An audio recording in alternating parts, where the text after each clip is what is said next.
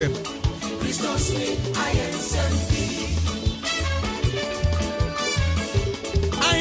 FM.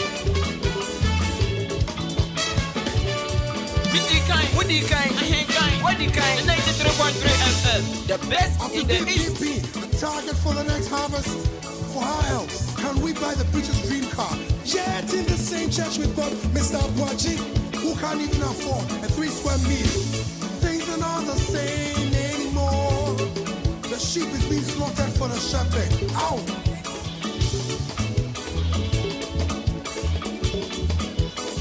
Listen, we've got to walk like the preacher, talk like the preacher, and style our hair like the preacher man. What happened to becoming like Jesus, the man who died to save our souls?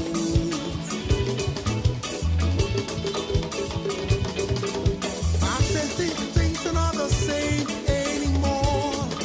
Christos me, I am something. Things are not the same anymore. Christos me, I am something. Things are not the same anymore. Christos me, I am something.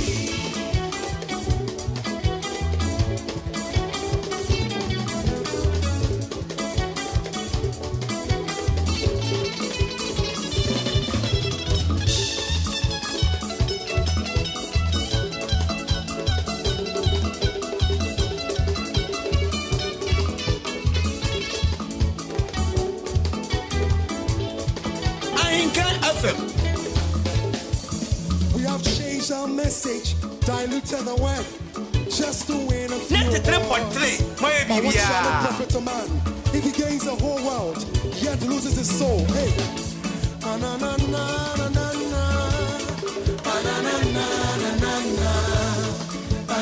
AHENKAN FM. Just in case you don't like my message, you can't deny the beaten idol.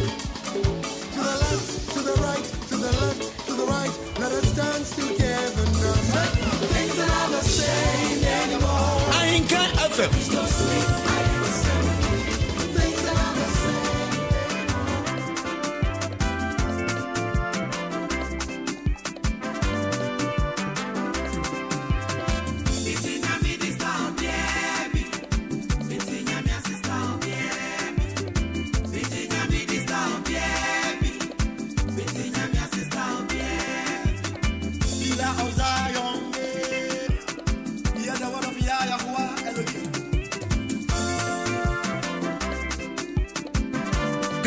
Adisiye, Obuoba Ofori Amanfo Emamo Ati, Ediba AHENKAN 93.3 FM.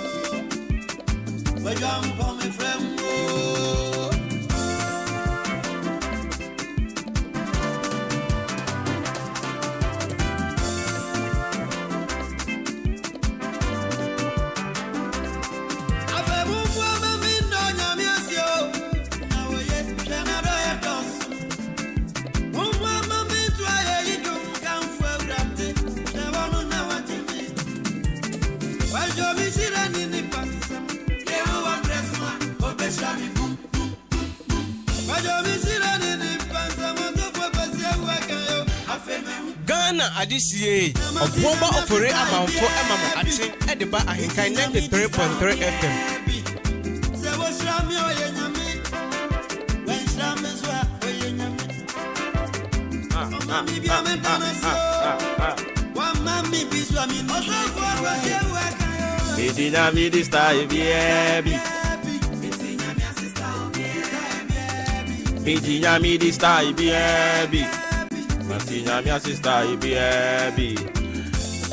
Though I speak with the tongues of men of angels, but have not love, I have become sounding brass or a clanging cymbal. These are the words of 1 Corinthians chapter 13, the verse 1. I repeat, though I speak with the tongues of men and of angels, but have not love, I have become sounding brass or a clanging cymbal. I don't know you to need to tune say me di enipa techrema ene abofo de tunyom kasa na se mini odra na ne awoye nyina no enya de a ebeko wie mu yie. Sorry as here we are still in the month of love. Yeah, koso aka kire ye ho say enkoso ncheche don fan kire ye ho because love makes our spiritual gifts meaningful. Odo kata bone so. Odo prevent bone. Se me do wo a menwe wo ho adwum bone. Se me do wo a emma mitirimu kra se mi niu bone. Enti anopa yi obetumi address die wo wiase nyina. Obetimi atoton niam papa de aye ho. Obetimi akekare wani mama nyamesom pa. Obetimi akekare wani mukra sresre akire nipa. But say umuno odoni ho no mo a o wasembo ne po.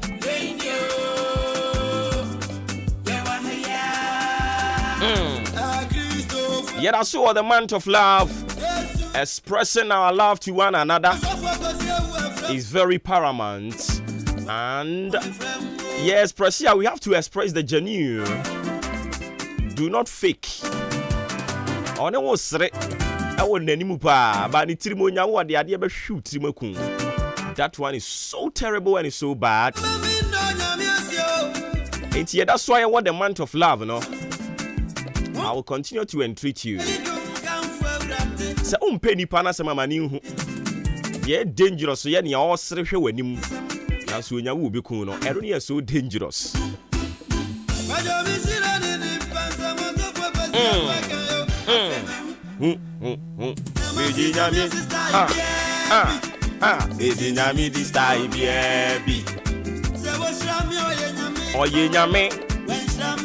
Oye nyame, on sa wa mami bizwa. Vidi nyami di style baby. Nati nyami assista baby. Vidi nyami di style baby. Oh.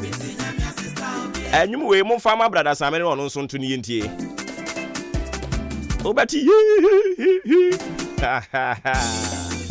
Sawa. Another beautiful brand new Thursday morning is here. 16th day of February 2023. And hey, ya wodo. Simano eduanai bako. Ena apa anopa no nsia ho. E free sabre.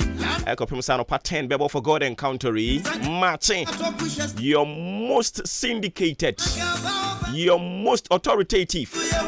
Eastern's official biggest political, social, and current affairs talk show. Maakye. Nebra so frame Obuoba Ofori Amanfo. Meeting me a sister baby.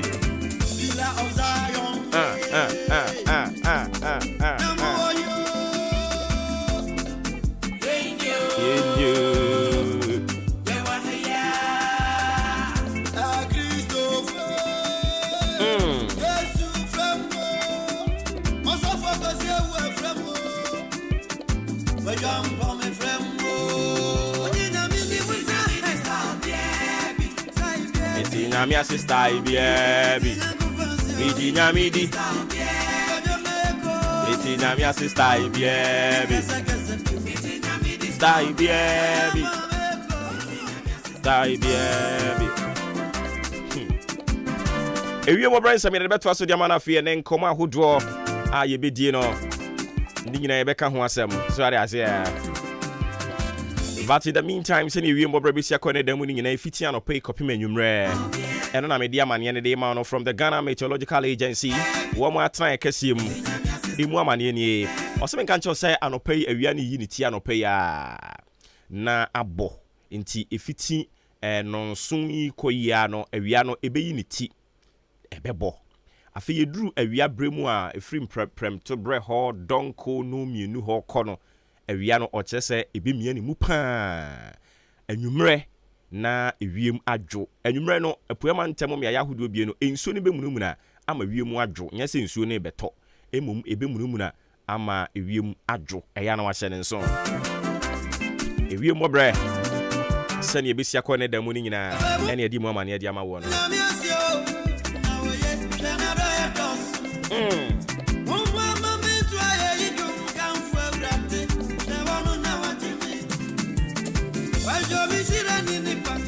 Dabio.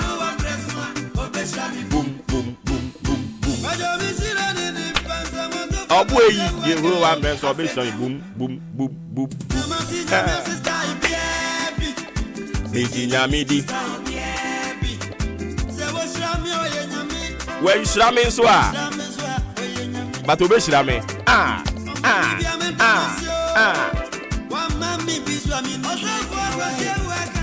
Miji nyamidi style baby. Miji nyamidi style baby. Nati nyamia style.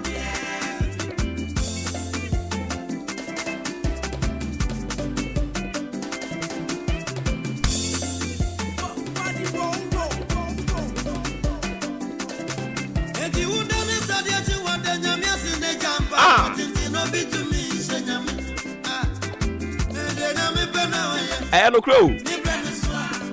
She enyam pai botintin ne save nipa o. Ento na ye ka befu se bia ye boa. Enyam pai botintin, and I always tell you say it is not about the duration of your prayer, but it is about the content of your prayer. Into the content, you know, e betimi aye within 3 minutes but as someone be ka kire Nyankopon e so powerful. Into obi se mitimi gina me na so bom paye 3 hours 4 hours why are there o dey exercise ema umpom ye den ema wunya hoden ema wutimi team fifire and the more our team fifire no eyi niam fi bi e woni padua ne mu pia bonten eye menka se wugina wona so bom paye 3 hours enye wo eye pa but it is not about the duration, it is about the content of your prayer and someone wo kan kire Nyankopon no ni ehuo mu no eno na is so important. And into Yana Washan and so the Amame.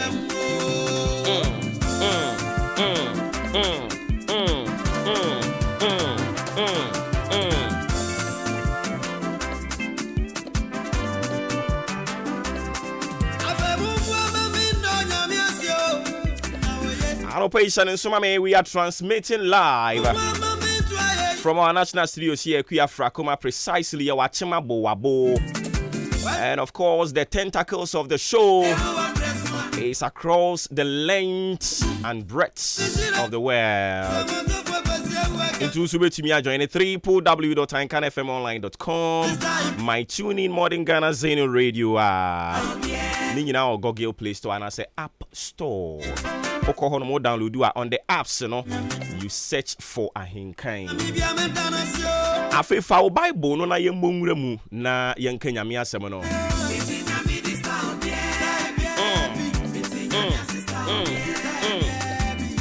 Nyame di style baby. Mati nyame sister baby.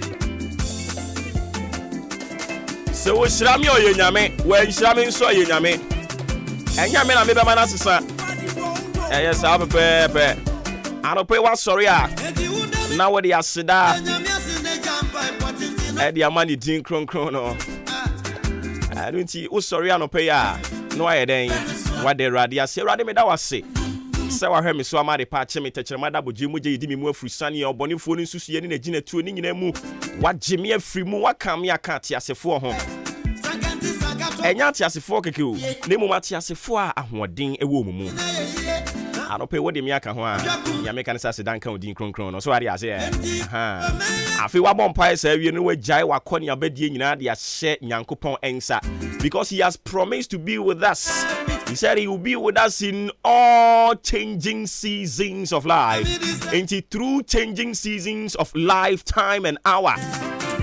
Okay, anope okan ho awia okan ho anwumre okan ho.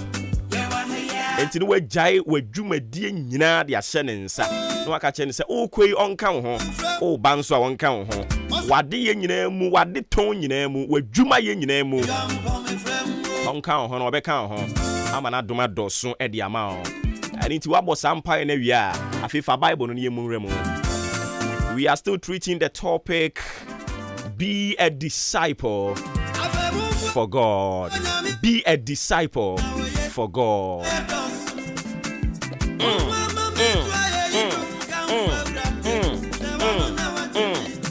Yes, be a disciple for God. Yasha sia ya keka nsɛm no kakra de afa ho. Anopai ye sign edibi a title. Yes, ye onyankopɔn na chidini. Semi hunu wa semi hunu Kristo su owu mu. And once I could see that pen, I would dress my who say, oh, we Christian, you know. I was say every single day, me who say, we Christian here. Is that yeah? Ain't ya draw that? I was saying who say we Christian here. I was say a bad Juma me who say we Christian here. So we are Muslim on so. Also, so a draw that Uber Juma was semi who. A Bernada Uber Juma was semi who. Ukuada Uber Juma was semi who. Yawoda efiada memene da kwasiada sa na nyina e wo se mi hu enya kwasiada pe na wo se mi hu se wo ye kristoni ana sa enye se fiada pe ena mi hu se wo ye muslim ana sa islam ni enya sa memene da pe na wo se wo shatare fita no shatare na si wu na ase o ko hia wo se mi ye memene da ni no enya no pe na wo se mi ma mi hu I was a bribia wana montuo kasa no se ne wo ye wo ne ma nyina no I was said that dim ye hunu sampa wo ye Yesu achidini. And I keep saying and I'll always say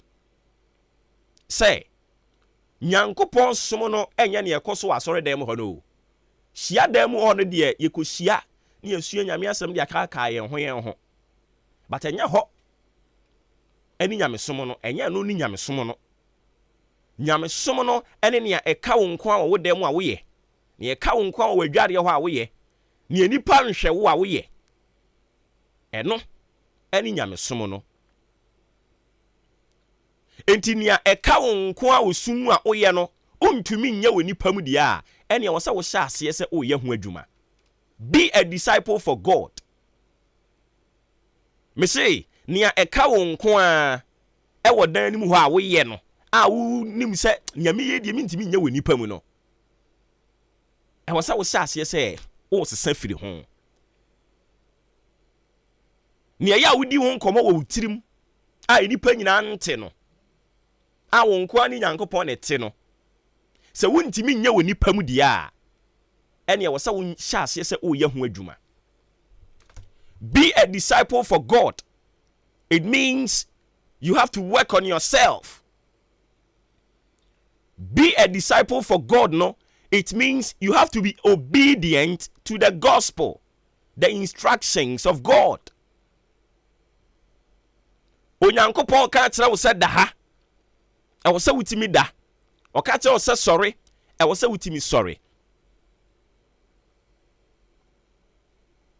Anopai nyame san ka kyerɛ wo sɛ ye Onyankopɔn akidini, ye Yesu akidini. The reason I mami use say be a disciple for God. A man limited man be a disciple for Christ, no. And it's like obu ono mo a ono no oso anyi Yesu ni ate. But what Nyankopɔn di. And it na me use Nyankopɔn no. Nyankopɔn no ye nwana mo Islam for friend no Allah omo gini di. Nti wo de ne kasa mo ye. Ye ba the traditionalist for no so a almost so much otwiri di ampon Onyankopɔn woni gini di. Eba Christopher so say oye God or you nyame omo gini di. And until I'm say be a disciple for God. Into we no a universal. Into obi okọ Islam meka say or can the akere Christo for ngwa anything no say be a disciple for Christ. Anything say be a disciple for God. Buta no aya na wo de kokoye abolition so sa mu hwan shin no. Bisa wo say we are sure pass ye nsuo ne gum because mu bebre no eya no one de apetition no de agubu tanim aya so okwa ko horo ne na ho odwetwa bia nia o ya osum a wontumi mfa mahan mu no wanya ho adwuma na eno ne bekun nia wontumi nya manipa nyina nhu no. So when free sabria nya ho adwuma say I want to be a disciple for God, and I know say onyankopon oye ehan say nyankopon ye ehan dia ene ade bi a me ye no e wo say ehan timi to so ade bi a enye han a esum emu na we ye no e wo say wo hyase say o ye ho adwuma be a disciple for God by paying simple attention to certain instructions. Be a disciple for God.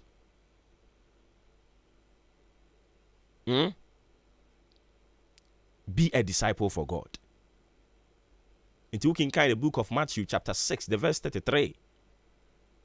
I say, but seek ye first the kingdom of God. And all these things. Translations need to say, and all other things. Inti enra me won ti ase say ebetumi aba say wani abre a wo ya dwumaden because what is enkrofo ka say hard work pays. No correct. But the person what you say hard work ebe pay I just said the grace of God and so ato so. Now what na see bisa wo hope da say contractor for odi tiu omo ya na omo ye contractors aye from foreman for dem me use foreman because I know na ye nyina ye tell nim foreman for no wakọ site aye si dan ye fa so obi ye foreman a wagye dan a osi wakọ site akọ hunu say foreman na ono na akọ je contract na wagye sika kese no oso blog opia huibaro ana say osunsuo say monye miemfansi dan no wakọ site akọ hunu foreman a oso saa nneema ya mekekan da but say wokọ ba bia yesi dan ya site ho no ehimfo no ya wo hunu say omo ye saa nkrutu dwuma no saa hard work bibire na ehimfo no ya omo ye eye laborers no ne all ono no all pass through na saa da no a owia ya tua no peking grind na no kra he ene mesi omo kwa so omo gye sempo dia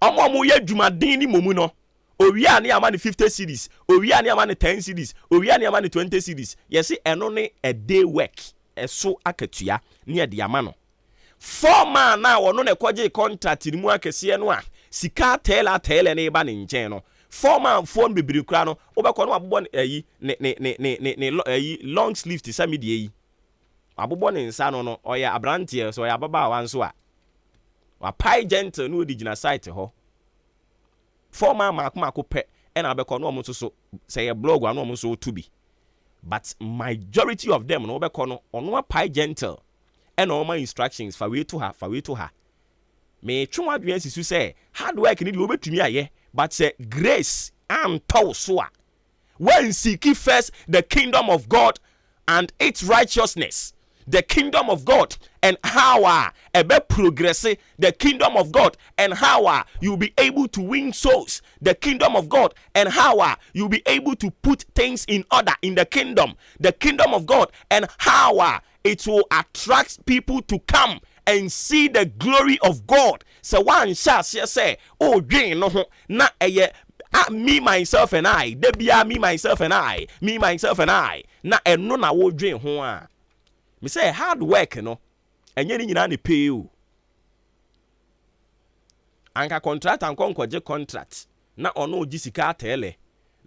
na oba obe pack ode ne nsa be hye ne butom a pocket na laborers no a ono wi a 50 cedis pen ye de ma no no mu bre no ho hard work e wo ho but tie Bible say but seek ye first the kingdom of God and its righteousness. It is not about you seeking the kingdom of God. No. Ubetumi a pray. Say you know pray ahwehwe Nyankopon ahini and inti na wakwa akoma wonsa so e wo Pentecost asore dem and inti na wakoma wonsa so e wo Methodist asore dem CAC asore dem and inti na wakọ say e free sabre kwei menimi nuanu Muslimfo yi e be som and inti na wakoma wonsa so asore ho no we seeking the kingdom of God but who seek wi na nye no ano no adwuma wo akwai so obi wa wo so onyame afrɛ me onyame frɛ wo no kan sɛn bɛ ne kyerɛ wo esunu se nyame afrɛ me ene nyame ama madwuma se menye nti obetumi abodin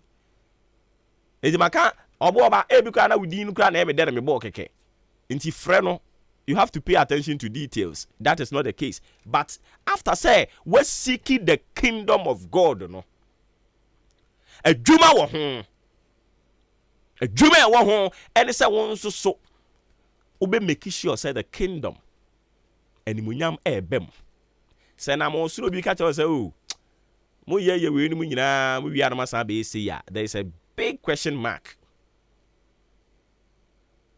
ke see and am suro bi ka say wunti maja sorry and am suro bi ka say wunti asori we kra de no me kon madam e wo say wo no say gu uti na wo bobna because you gu Nyankopon adwuma nani mu ase. Seek first the kingdom of God and its righteousness, and all these things empire na wo bo say urade ma wunye yie no ebeba uni mu die ntia because so seek first the kingdom of God and its righteousness eno na eba be kan kire wo say ensa no a wonum ni bebre no ebetimi akun enti say Nyankopon ahinie ne trene enkyerɛkyerɛ ne bɛka kyerɛ me sɛ mame nom nsa bebre dia ene enka nom anka me ba nom ne bebre na ma yare akɔ hospital na ma san de sika no akɔ san me ho yare no sɛ sika no me mfa nkɔ san yare no na mom me bɛboaboa sɛ sika no metimi de ayi bibi foforo ene nti Nyankopon ahinie sɛ obi hwehwɛ na sɛ ɔhwehwɛ emu trene abrabɔ no na ɔhyɛ asɛ sɛ ɔbɔ bi ɔ adapt a adwamanbɔ na ɔba ɔbɛte so entinka enei ema ne besra obi anu obetua ne lord fed yama no okwa a obesan so ama ne kakra hye ne ho oba obenu aduane ene nnyoma ebekoso wo ho no nyina no sese sa sika no enko bumbum biom ubekipu sa sika no ene nti obehya ase adiyie. Seek ye first the kingdom of God and all these things shall be added unto it.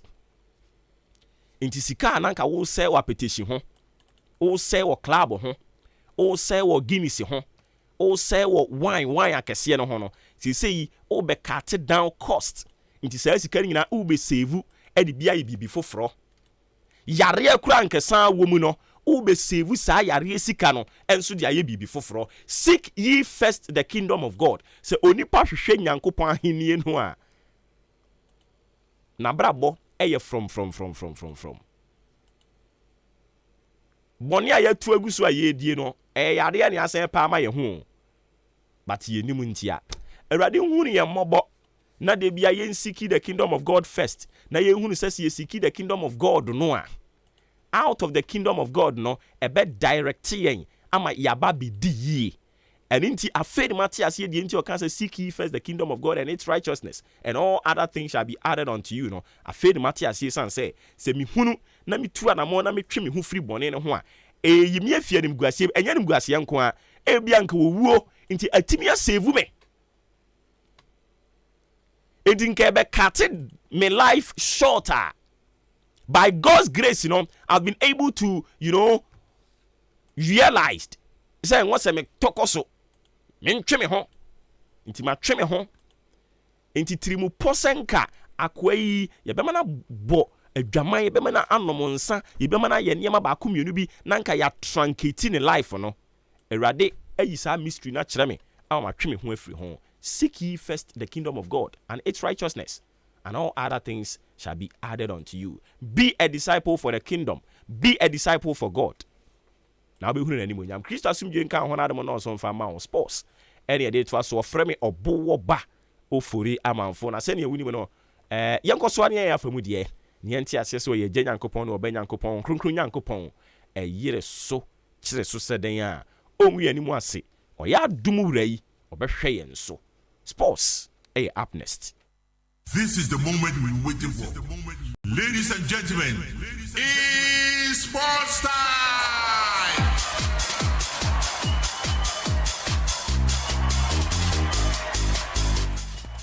Adesima ba mu nyina akwa abaso nkubi emra henkan 93.3 so agudie mu semra na so ayatena se de nsem no enso eba ene anopa midin ye Joshua Kwabene Janim obeti obrempon opoku waren kan fe Yosef Ajiri Raymond Ashiteru atene Benima Olimuboa near the Seminole Abidjan ene anopa ya sida kese enko ema Jubilee Hospital me pajana no pay ohondo do oyare na baby agi ayaresa kopie me Jubilee Hospital na yensa ye na oyare wanyina nso no entimi entun ya lab na pese oye anase ne pharmacy do na pese continental care postnatal care theater ebi operation surgery na pese oye maternity ho afesan so twa scan afe cancer unit ho no ebi yare bi achi usuro so bedu nkomada cheni pa fa bedan Jubilee Hospital ni endi unjuma ntempa so enso enfama afe wani na ohwadia uhu abepie me sans na diabetes na hypertension for no ifire no pa bia no nchechire enso ekoso edi mamo te ekom do na wo fi na paduan papa atwadia upie mo Jubilee Hospital ye cantina eduana o pa to benya bi ato edi na bibia nso akoye edi amount afe insurance nso ho nti oba no kita insurance private and say no government die no ye beji na ya hwe ye odan aboabo amantra bridge ne so honum ina obehu yen number na 0244 575799 0244 575799 and 0241 784645 0241 784645 friend bejo so na ye no edi enkomo St Andrew Senior High School enso aboisi graduate na good mu nsem no enso babijao ene no open tetie ewo SHS mu say SHS 1 2 anase 3 abepiem na afi yembo se ufie kire na oba na so binye papa ada adwen suan de body facilities no enso available 2021 exams echo ye wasi Ghana hanum no na si ye top ya bibia enso etime kofan edman SHS courses in anu be pie St Andrew Senior Higher ye bi enso ho asinfosu mankesim new odibiase dunkwa on ofeni sehua sanwe so Accra Teshi anase shaman so atakrado ni chema bohu ye campus no na onso nya abedi ensawo so number no 0244 696911 0244 696911 and 020 789 1004. Yemfi Seminar City, Yansha Free UEFA Champions League, Andra, and I say, yeah, the round of 16 games in the edition shares when I started for Bradano, and now 2 games, and so 8 me so Uram or the Segina in Duna, Borussia Dortmund, 8 me Chelsea, Ebo Chelsea, Kabakwa, Chelsea, Antimi Ante, Sansana Remo, Belgium, Club Brugge, Etna FC Benfica, Eco Bo, Club Brugge, Camino, Club Brugge, Antimi Ante, Nanua Uramo, Nancy Europa Bonteswa, our standing games be 8 me Yensha say free Emirates Sports Stadium Arsenal the Gunners etrefie Manchester City kwachi Arsenal ebone kanemi ensa Arsenal eti kanu bako Bukayo Saka and the penalty eti kanu bako edema Arsenal Kevin De Bruyne afele halamo omnia started to tontra edema City ma say we table na Manchester City and abedi kan e table no so ema Arsenal ababeto sumi no uremo the Spanish La Liga na game bako ebukem e Santiago Bernabeu Real Madrid bobo kono etimi Tima ye fan I say H ebo H ekano enai H antimi antene UEFA Conference League no say ana matches no ebeko bodo ebatonsa eda fan say Tima omu free Poland ye fan I say Lech Pozin no mo de ayantam so afi Sporting Braga omu free Portugal ebatonsa eda free Fiorentina AK Viola no mo de ayantam so afi Karabakh efi Azerbaijan ebatonsa eda free Gent omu free Belgium no mo de ayantam so Bianco Celesti SS Lazio efi Italy Ombetonsa and the first CL Cluj free Romania normally Iron Tanso. I feel the UEFA Europa League national games now and every Brina and Eba so 5:45 a years Amsterdam at Nasi on the Union Berlin at the Ebony I feel Camp Nou Barcelona and in Manchester United and so the Ebony South game no I have 5:45 I feel Salzburg bet Nasi non AS Roma and so the Ebony at the same time I feel Bono what we are Bayer Leverkusen about Nasi on Monaco never ball Juventus and so bet Nasi on the 90s ball now face Sevilla and so at Nafi now on the Bobo Kwande and so the PSV and so at the Aboni face Sporting CP and so any FC Midland the Boboni where games Sabaso or the UEFA Europa League nima Yedimun Krano Ejao. Younger more than now I watch the signal in Duna and when Borussia Dortmund Atonsa at the first Chelsea Mamadi Gemino Ashes so na Dortmund ultimately Chelsea Ebo Chelsea Kabakwa Wentimate na Philesa Eba yes after the game Papa for Mr. Tomboli Ekoshia Papa for Graham Potter Chelsea manager and in your meeting signals na Eba no eye yes still Papa for Mr. Tomboli say otan Papa for Graham Potter chi say Jumano still one and na air tokoso abo Jumano na the meeting say yes say ya kwadia wa hwa nyame adema season ba na wie ye pe Papa for Mr. Graham Potter obeja Chelsea bobo kana to na Papa for Luis Enrique former Spanish national team coach no and ebe for Chelsea Jumana and opedi mu nsem no ye de amawo and nwumre game back or Baswa the UEFA Europa League no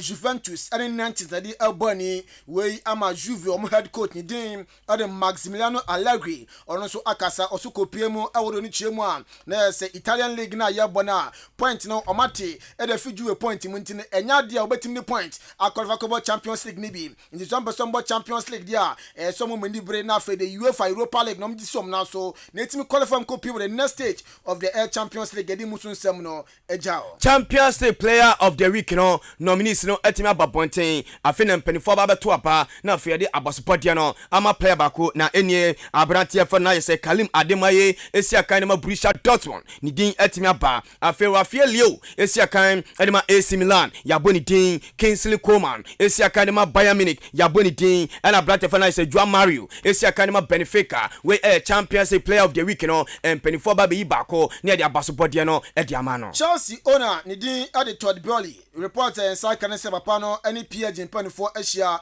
oni Paris Saint-Germain omo president din ade Nasser Al Khelaïfi oni ne edin komo Tuesday sa Brantia ni name man as a kwadan home na we piem wo Chelsea nso omo ni mo no omato players atwato nso still ni mo no as a honum a week itin kebaya samayi omunja Brantia ni name mu emomo na name enso begem si akan fama boku andin ede Chelsea yewura mu papa ono and say chairman elema Tottenham Hotspur Daniel Levy ni komo onu say Dano brother no mu mu San Siro ema AC Milan echimichi Tottenham Hotspur ebo Tottenham kabako a omantimate Champions League one of 60 game etodwa na me no kase team no ekodu land abonten so and papa finance chairman Daniel Levy efre papa ye fan Mr. Antonio Conte to nanim say papa performance na say uda na de no so ni me no kase Tottenham Hotspur a start any papa fan Mauricio Pochettino edi komo say wo say papa no so team return back aba for Tottenham Hotspur adwuma na e ma ne nyonwanwa eno so ye Phillips e free Tottenham hoba ye di musem no ye di amawo Owen Hargreaves abrante no so no ball no de obobo bi pa na wakasa o se ohwe Chelsea bobo konimu a o se crazy so betimi artist bese 600 million pounds and auto players unto player obetimi de ball to atime de ma o se Chelsea team na ho no de ba bia ye ne so aka player o de ball beto atime eno ne na se de nchema player Chelsea for omo ehia we ensema Owen Hargreaves enso e de atuja yenwura mo Paris Saint-Germain ni komo e dano na se Tuesday no mtrafie e ma team e fan Bayern e be ball ne kan ba ko matimi ante Champions League no na no meeting kase timi ko so papa fa na se Khelaïfi woni papa fa na se Lucas Ocampos ono NS Sporting Director e de matimi fa no PG an kweshia papa ye fa Lionel Messi ni papa ono na ni agent na komodidi a e ko so no na papa fa na se Khelaïfi e de to na se Messi papa nim se papa da ben na oba no e be stand contract no ene ye se Messi papa eso de to PG anim so omontwen ansa no mo ko Bayern game ni wie so mo Bayern game ni wie na chese PG etimi qualified dia ye se Messi be stand contract na mom ekobusam kam kukro dia wan hwa line no Messi etimi to aso nsi akan enfema Paris Saint-Germain biem Philasa Eba se Ahila amutem e wa Saudi Arabia 400 million pounds na ye se 2 years no omse abrante fe no na ye se Messi emra meje eturo mo Saudi Arabia e be Messi versus Ronaldo biema eno se Philasa free oba ye di musam no ye yɛde ama mo asida kɛseɛ nkɔmfama soboti ɔmaso ase da gudie mu nsɛm no ɛnso ɛba na sobolo ɛna yɛde ginger aka ho ɛna afei yɛde hwentia pɛprɛ abroba ne moko aka bom ayam no moto ɛne yɛde guti bag mu sɛ soboti in fact ewia bia nasa no pɛi sɛ ɔpɛ bibi a ɔbɔ gubo na bibia ɛnso tina kɔfa de amawa ɛno a ɛne soboti mpacho we no 100% natural ɛne de no nnuane nduro ɛde ayɛ no so no ebetimi aboa na asɛm de ne sɛ wo liver problem ebia wɔ hawa no ɛna afei obrɛbɔ no wo issue sɛ wɔ ho a mpacho pɛ soboti na bobo afei san so wɔ high blood pressure soboti pɛ na eti ebetimi aboa ɛnso etimi tu asɛntem pa so ɛde ama cafe nim ɛsan so yɛ ɛde ma vegetarians for no intende no monkɔji soboti yɛ na mo bobi na bibia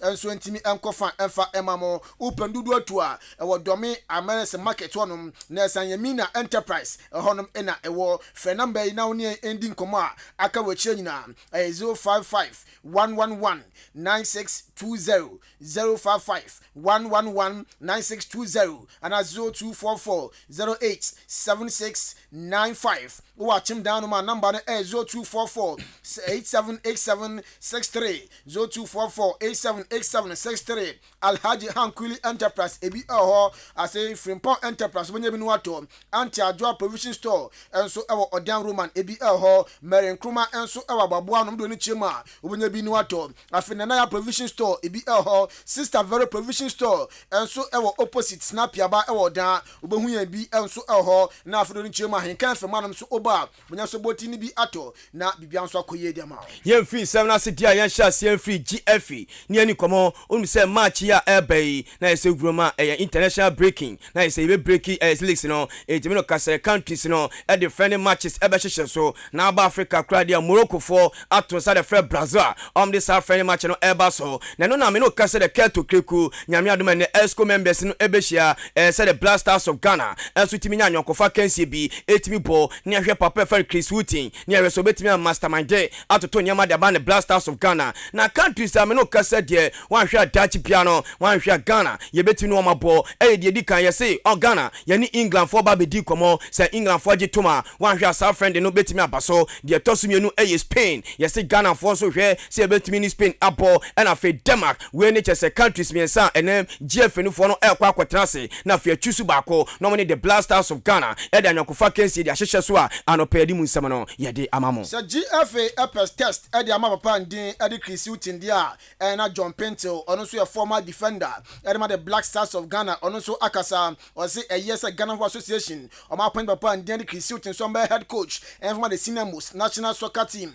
Black Stars of Ghana na ɔse nia ka ne sɛ ɔmo de coach Akwesi Apia ɛnso bɛ pay no so na ɔde ne chima Chris Wooten na ɛsɛ Ghana football coach and onim na ɔmo na Akwesi Apia nso ɛka ne ho a ɔbɛkyerɛ nsa na Ghana yɛ football coach no esi ɛte John Pentel ne nkɔmɔ a ɔde gyan eni say appointing us on only leader. The only thing they need to add up is to add Kwesi Apia to him. Number one, because why I'm saying that is written on him, the culture of Ghana football. He's very good in Europe and then in English football. But when it comes to Ghana football, we have a culture.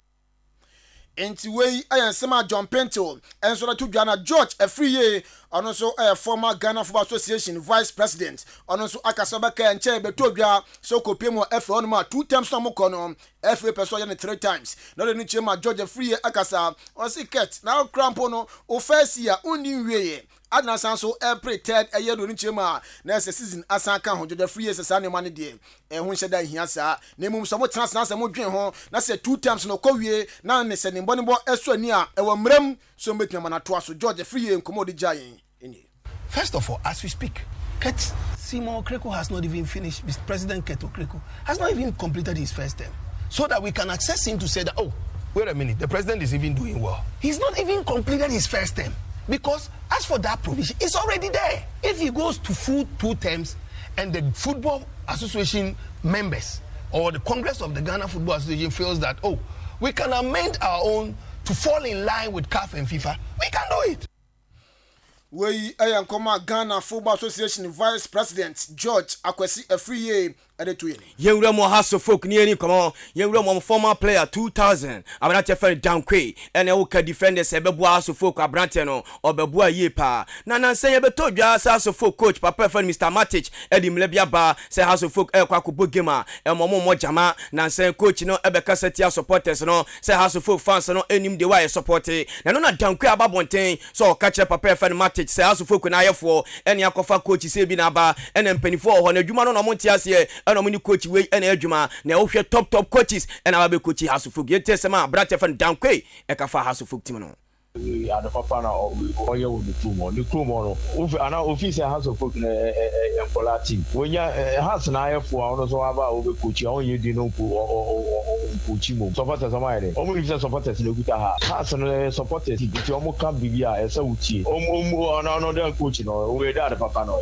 we coach akomo konti a ade o mo we ne sasofo no no mo ye humanities ana ebeba no o si ono gaza o me say ono gaza ni timu bomu because lot of oko Brazil and just na o mo ko we o mo camper even say yes so tama ye ho no ye backpacker ye finuta na ye backpacker ye bo pa ye na chambers ma ye de nyuma na ye de ba stadium e Kenya o nti o broni wuntumi mba na o meka say sa nyama no mu njai no ni team no the club no o no omo ni amamre ye omo ye na bro no so mo amamre every we traditional team bi omo ye nti say dia wo na obeba be cha oni coaches amon kan chance oni coaches awa be coach na me do fu nyina abe coach ha intabra tefe dankweni komo di jai no ye wie na sane no to asidi komo say what is Muhammad Alasan former House of Folk defender no adwani Kumasi Asante Kotoko also wate na brante na adwani Kumasi Asante Kotoko no odi niema bebre na bebre Kumasi Asante Kotoko na brante no so ball pie the man say the Blasters of Ghana kra no obetimi enya biabo. One of the experienced players in the Ghana League na Enyon. Alasan is a very good player. So we me to make as a Kotoko we omunya good defender in that because Kotoko Ichiro no our experience say we in Palano Mugu ni na. Nti me sure say over no beba we pillar we Ichiro amo. Ba me bon pa say injury mama e ha no. Obe prove na obetumi say obi best starting national team. Moro Alasan obetumi starting collapse uchino obefe. The coach ni so because of House of Folk we omonene tawantawani adene lintina wanko we afcon banko we chani bi so anko boy well when you dey say ono na order kokotoko ba mo se mo mpani bi nti se wo mpani bi ma unjume nka say we bobechi months one anabe boy so we omo ano mo se mo mpani intabra tefe dankwe ni komodi jano peno no Ghana wheelchair tennis national team no Obukopiemo ewo Nigeria we na 2023 ITF World Team Cup na ya African qualifiers na eba so na omukoyi bibia we yomo returning back to Ghana no na re ni chema omo eba no ombedu kura ye friend no Ogun State ewo Nigeria somewhere 2:30 Tuesday ni mo na report en saka na so muduru wono no ade akwamukafo enso etime to show mo so a utim se na nya de ketua na re ni chemu ewo continent om de koya na se number 1 seeded Daniel Laye na Okaobi sounds na Razak Baba Abdul na Owombi afi national ranking to 1 champion papa ni din ede Bernardios no so wom Bridget Norte Isa Zenabu afi Stacy Mensa Kunadu na coach na kasa ni din ede Philip Planch omunyina ka won ne no sa ayene no enso atomo na coach Philip Plank echirema na se ne course ndie nani anje pa ochirechiremu na se ne course ni esiye e sabra akomkafo etushe Ghana ye national team no eso said the Martin Sanity.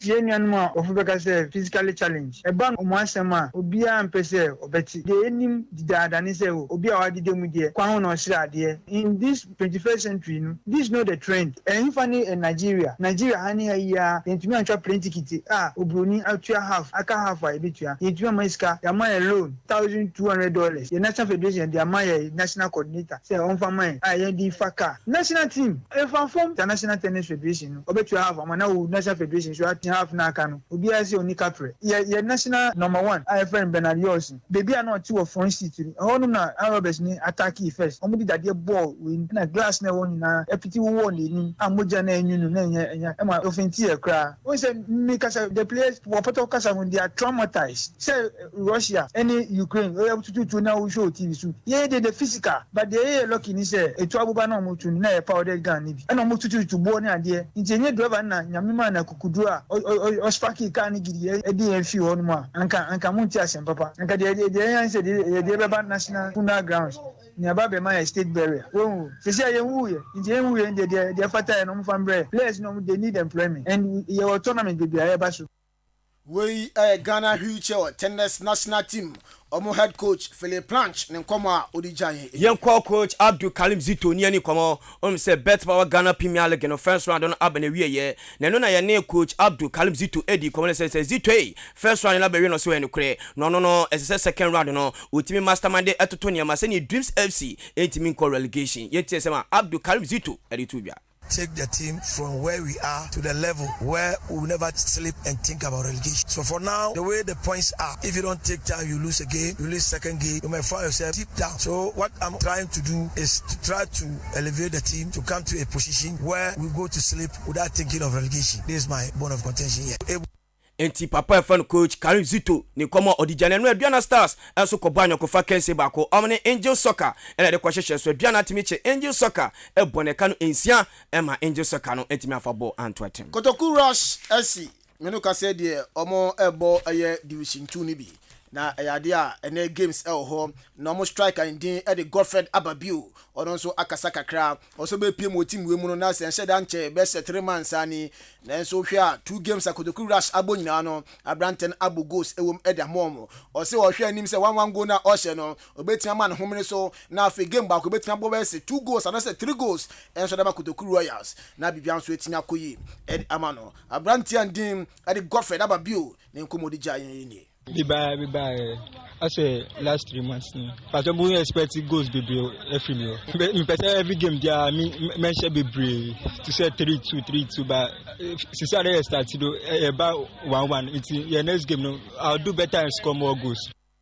Enti we aye Godfred Ababiu ne nkomonye na division 2 no match day 4 zone 4 no games no ebi eba so ewa akwatia GCB Park no Vidako omni Kotoku Rush SC na ebo afewa Dama Astrotef no so no Custom Academy enso betnase na oni ntona na se Techiman Warriors e de aboni saso kopie mu elbosumi Astrotefa ewa chimi suadura Bosumi United betnase oni 3 Star Soccer Club na ebo saso na Mama Chrome so no Yadia Vertins FC ene Basco na de bentam so na afokopiem ewo Asuom School Park so a Kwariblem United atnase na one a chance Jungle Stars e de aboni wey games a eba so ewo division 2 league mu na se match day 4 zone 4 no ma yedi mu nsem no ejao se ne na eba so ene na eba so okay weekend dey Eastern Intene ai Bosome money 3 stars so Bosome 3 stars na mabo 2 matches and 3 more 3 points.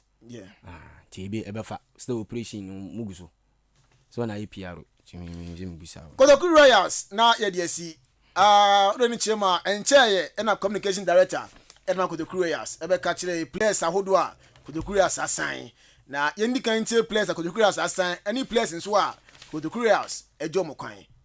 Amos in Chroma of Ashanti good year. Ya sign this week Amos ebe journey Kotoku camp. Frank Boateng, formerly of Ice Good, formerly of Kimfisa, goalkeeper. EGDA say Clinton no mistakes in a doors until we need another senior experienced goalkeeper just to beef up with the team. Frank Waba. Afe Frank Akoto obo Heart of Lions abo Ashanti Good but also our defender. Afe Richard Amwa and also so one experienced player wabo Kimfesa abo one team be forgotten the number. Adams Inusa a rush 4 player. Omo de call Portugal and rush 4 susu said the annual kika on a contract and on Portugal for one aba na wie. Enti say omo de ba na obebeboa and a fantastic player by our standard. Adams Inusa. Delali Akoli so a Rashford player. Omo de call Zimbabwe. Ono so ne contract ni so ye no. Rashford kire say no so you bi onimbo ne bopa. Enti omo afraid no e de na back ababeka team no. Abrantie ba ko e fe ne Simon Botwi. Godfred Apia danso ye de na ba. E na Johannes Eso, Eric Eso, ene Joseph Eso ne. Omunia. Enti we names a unyante ye na mabobo ama. Enti 17 January abepem 10 February ye be transfer window no way transfers are Kotokurias enso aye reporter yensa kan say omaja players be say numbi kwan Desmond Ewa pages reporter yensa kan say papa no omo say omne to nkwanta omapai Emmanuel Mafo Razak Seidu Clinton Kumi na fe Alan Ababiu we mo aye ne yetete say Kotokurias enso eni omo say omaja adwuma ya omuntimi entoso enye adwuma with sa place we biwa omojo mokwan bibia enso e from this note ye gina so near the nsem no asi medin ade Joshua Kobne Jenim oti obrenpon poku warenkan afi remo na hete rat Ben Mauli ena ado ne chima Yosef Faji enso eboaye ye the nsem ebijao ye de si captain in the morning Obuoba Ofori Amanfo over to you.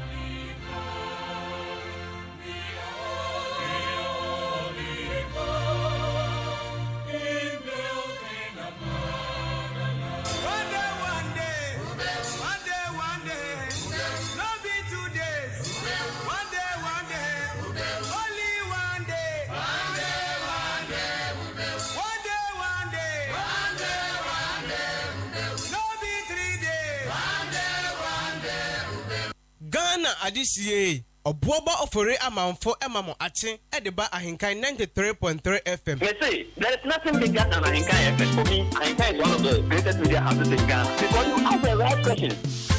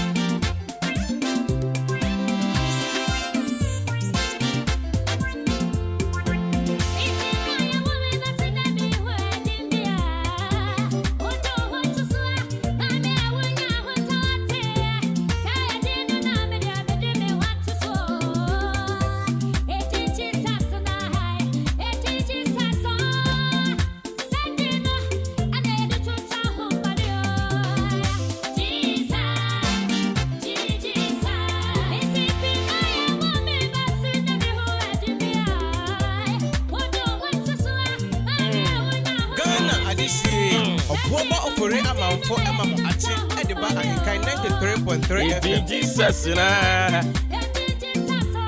Hey, Jesus.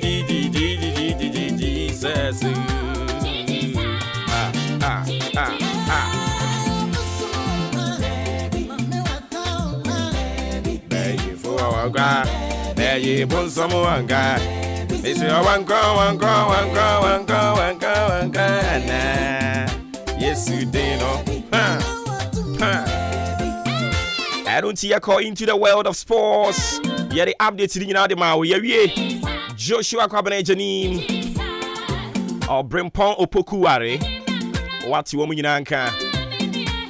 I feel yeah, twaso Shannon son for mommy. Your most authoritative social, political, and current affairs talk show. Martin, I and a whole prekese jam and do 50 kruti and a whole boy few move. Morning show munina IGP. Rampim west you do no no. Yes, Konya say ya. Nankrophobia. Aswai she papa. We see a friend Pedro Madina Cruz. Watching you live and clear inside Indianapolis, Kumasi Town, so Kesbing Junction. I don't pay me, Abema. Nema watching me that say. And that's fufu. Or the message, I bet you can want some. Meshaki Champon was a great show and outlooks. Yeah, that's it.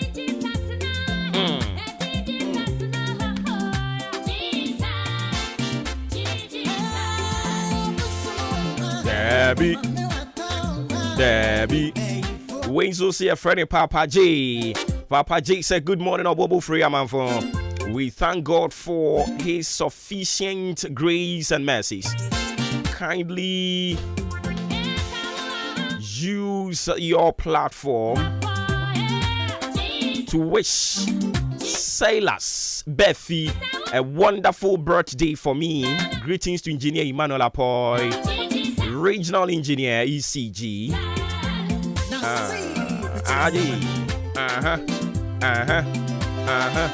Shaba.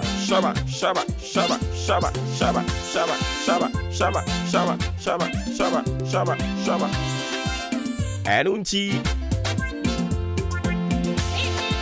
Silas Bethy, a glorious happy birthday and confirm now. I've got another one here.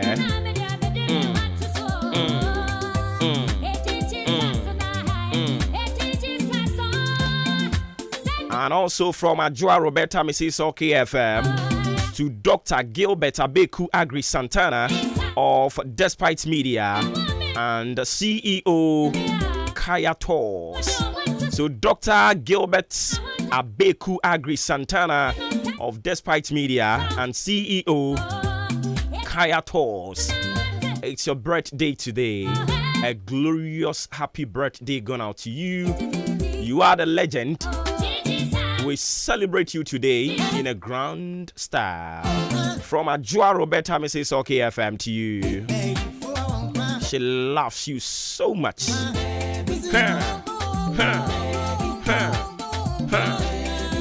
I feel free her. I am fan for her.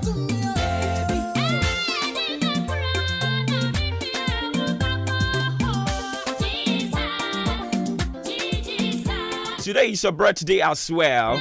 Okay, say me rebefi mekaipa. David Kwanzaa. So David Kwanzaa, it's your birthday today. A glorious happy birthday gone out to you. Live to be 93.3 and beyond. Have a good one.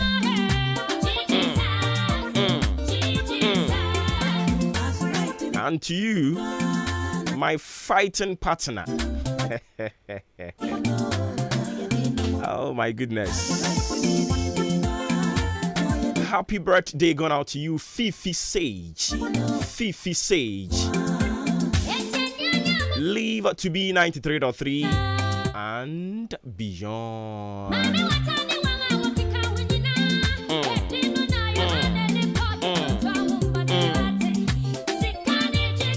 to me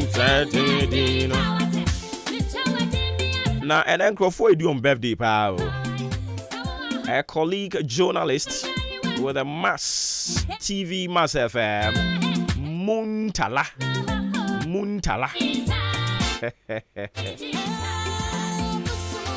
Debbie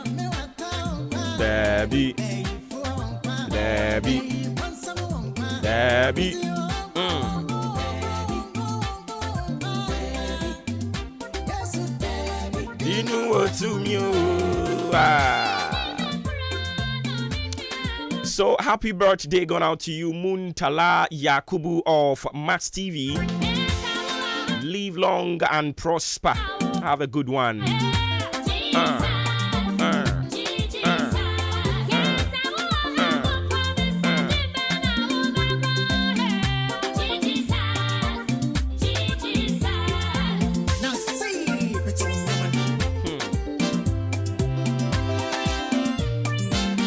And also to you, Kojo Yaboa. It's your birthday today. A glorious happy birthday going out to you, Kojo Yaboa.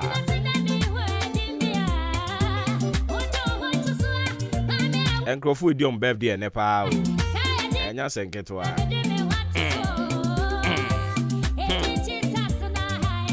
Ain't ye queen anyone on? Yeah, the academy now the back home.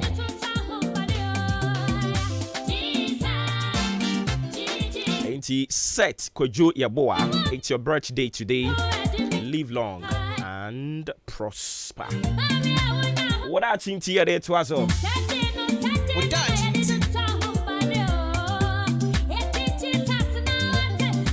Jesus in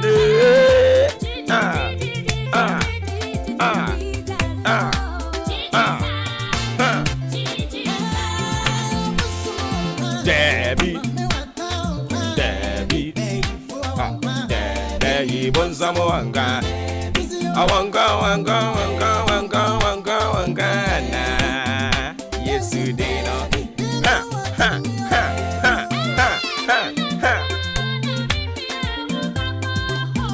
Jesus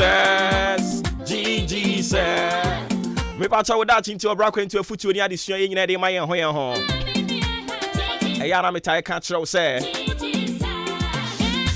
woni ofutufu a ho okoto so obi a kire ne mahye dem ne otu omfo a otete omu ntokue na chi utie bi wi a memfa nto tirim he me nkrum tim epro ensem ekoso woni patirim ne dɔɔso nto wa hwi ya na awura fi memfa nto kotodwem omo ya omo se enti utie bi na de ato kotodwem hwe ensuo na ebe hye ase atotoi ebia na ya ade sasabro ana 3940 eba waso be hye enti utie a na odi abobra bra dara de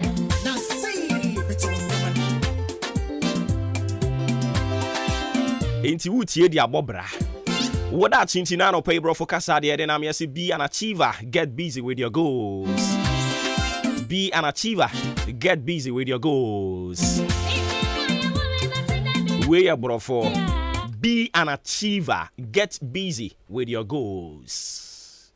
Ya famra yanka se die mu ani ehwese betimi a kire mu a be an achiever e wo se wa sorry an pay onwunu nyo no oda wo kete so otimi ka se enne me sorry ya wo dai ma nwesti eda no so abamfa so ama me because onwunu dwo ye no ma na me kete so ma anye kwadwofo me sorry kwa adwuma onwunu dwo ye no ne me di si mani so se ma sorry ene onipa bia wo sorry anopa e wo se wunya plans nsusuye bi di si wani so pe bibi si wani so se ene onwunu nyo no e wo se mitimi ye e wo se mitimi ye bi men sorry asa akeke si ye de ya sorry ade achi ye no ade achi nipa bi emu no atwun mu atu nipa ne bre ne nsem keka no o sorry anopa pe bibi si wani so ne awo ye ni nyina ne manipa hunu se abrantie yi nani abre opeso ye bibi de ma ne ho ababa wei nani abre opeso ye bibi ma ne ho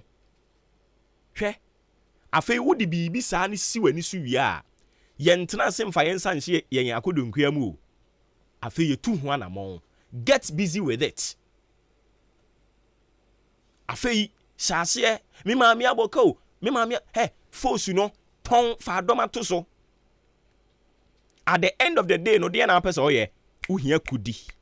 So when they bring the kudi what me achieve wani so ade hunu maami a wo so asori anopa yi oto aduane he fa ni genu aduane no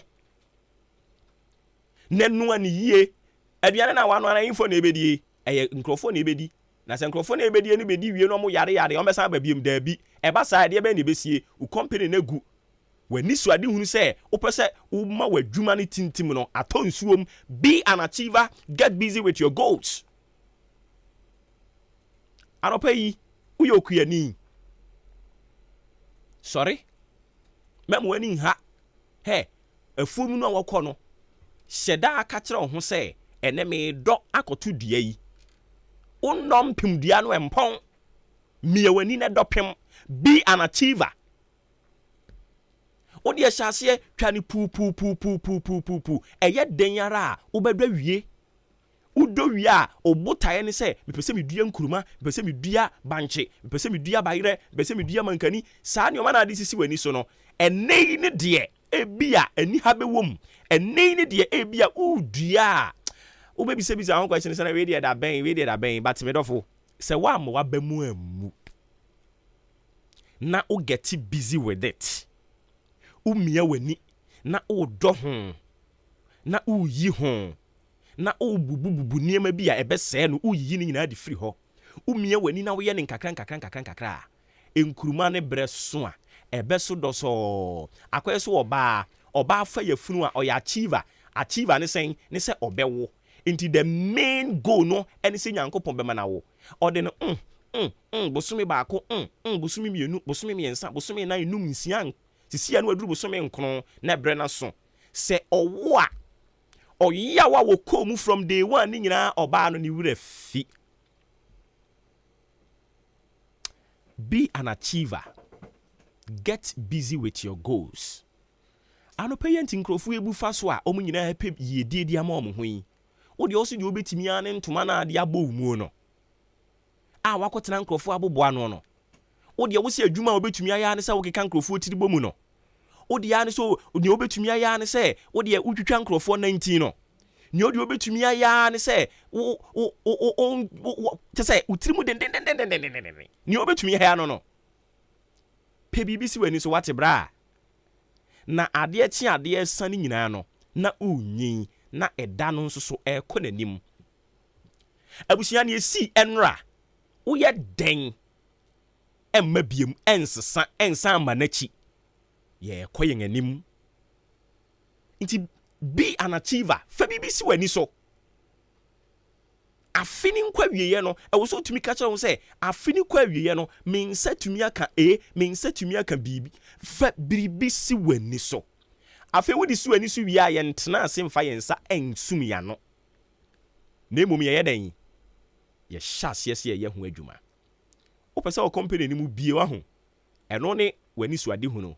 You will definitely be an achiever of it.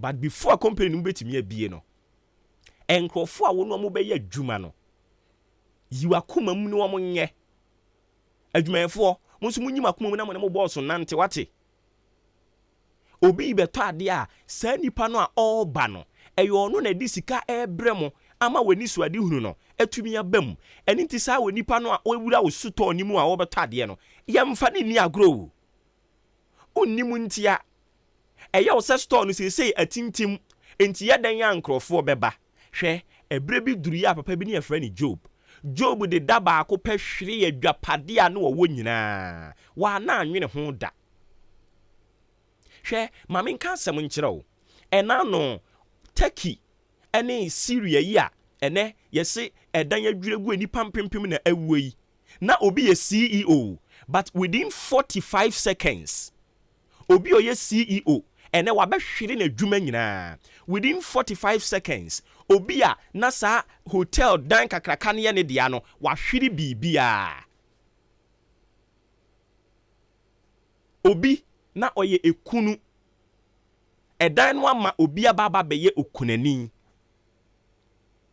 bema bi ni maami bi na omo woyire ewo mawo omo ahwere wo nyina within 45 seconds ni esi ye wo Turkey ani Syria no abusia ye danya ade chi ade sa no enuoma nsesa da ne ade si ani so no e wo se ye te ase se ebre betumi adane na se ebre betumi adane a onso so den na wo ye enipa na egbowura usuto ni mu betototo enuoma no omo no mama business na ekoso ti se client ya AHENKAN FM wa hayi ye ha ye nton je ne nton maku nton tos eye client no a omo de omo dwaton de ba no e na ama radio no ade chi ye nya hoden na ye adwuma na se obi de eyi gegede ba na ye be yanche ye ho akere no se de enti ye ne AHENKAN no oh na se onipa no wa ma AHENKAN ne be koso ya AHENKAN ebegu because bosome be so ntumi ntua adwuma e fo ka o me sha ase de waja ho bosome so ntumi ntua light bill ntumi ntua water bill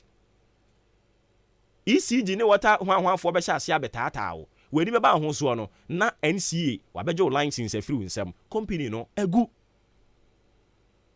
enti get busy with your goals no se ubu nipa na woni nipa tsena wo buo kwan so eno so ka ho bi adetonfo no sometimes utimi wura store bi me na wanu ho kora se wura ho wodo ho du sika ekoto ade no wo mu de na auto me de kan ntem madam o company ni begu na egu nso a no amount of akwankyere a osofo be ye be my company na san back be an achiever. Get busy with your goals with good character. Suban papa eradin kan ho na dum no so mfa ma wo ubetumi aye very good achiever with a good character. Ubetumi awo wiase nyina eni so ade hunu but e wusuba anya ebeto nsuom eradin kan ho o da chinti pe bibi ye ma ho ade chi ade sa no emre no kwa na ekọ ye ntoa so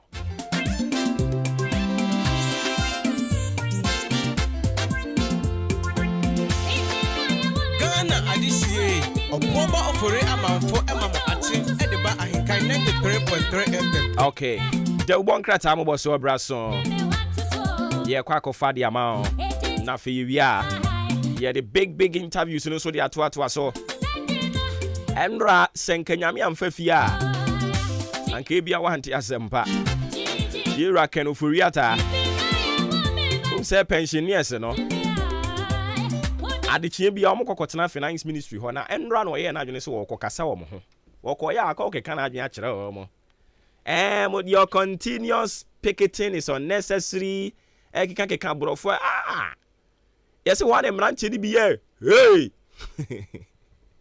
wano no jina na was police fo no e ba ye ne mo no e di dwane ntente na me hwe movie bi Terminator I say hey wano no afi hodi o tia mu sara je say was ye pe ba bi de na wura ntententem o man fo na nwane anka enche enko be kotu bible ko be kotu sisi ya ti hwa na ene wose ye moa no de ni wura nipa nim ho na ye de ni dwane pensioners asem ya kaka e be se nya ho bre na ya kan ye abranja no way o mefa honorable KT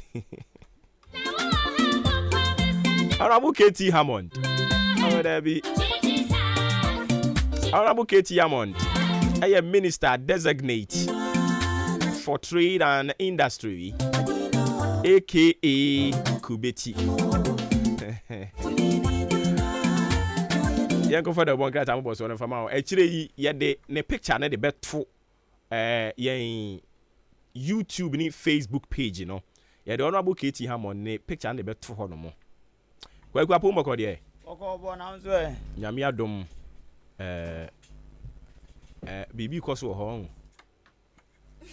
I say o microphone here no ho bibi. Sa media no. Queen ana. Yeah. Aha. Ajay. Yeah. Oba bibi abako de. Nyame adum na so e. Nyame adum nso no. Dabi. Oba wo ho ye. Obadi adaroma. Na say. Obadi adaroma. One can intina as a minchia. Obadi adaroma. Obadi adaroma. Nzoro na mka obadi. Obadi unse ni nyina ya appellations ni bia. Okay. Nti bi ono so ya na dwen say ono so ne method we be use no. Obadi adaroma. Katie ade no fan to so ne ehwe bi. Honorable Katie Hammond. Na obi air press conference. Akuadon kwa ka say e de no ye twa me be TV so. I can't go on some now. Hey.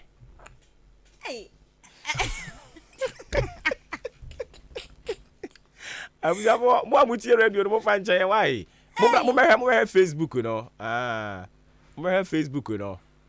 Honorable Katie Hammond Honorable Kwabena Donko or address media no. E wo TV so.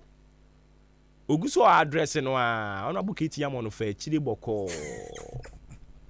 Asi wo tie de ekoso bia na de nsakata ni se ne yankwala di agro no. Owie ya na trum na ekro no. Ekase de ekase. I don't know. I think say we know wo nti na ye dede no. Sa. I know. Jejai. Hey. Internet be yire. Mo am yusufu papa e mo bro. Just say ma dream ho video ma hwa. Na say ma we na dia no person kire. Asemu. So no na yi na nam o. Hwe. Oni ayi na nam. I'm friend saying Zinato Rollins. Oni na nam mudin komo kan say where is he going? Where is he going? Oh my God. Wa betwam Che. Che. Owie ya na trom. Oko. Asembem kreni. Hey, trade ministry, I'll be a do. Only back on. Gushia. I'm not friends saying.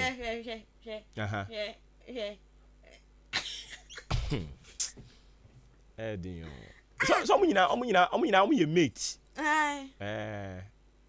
You mate.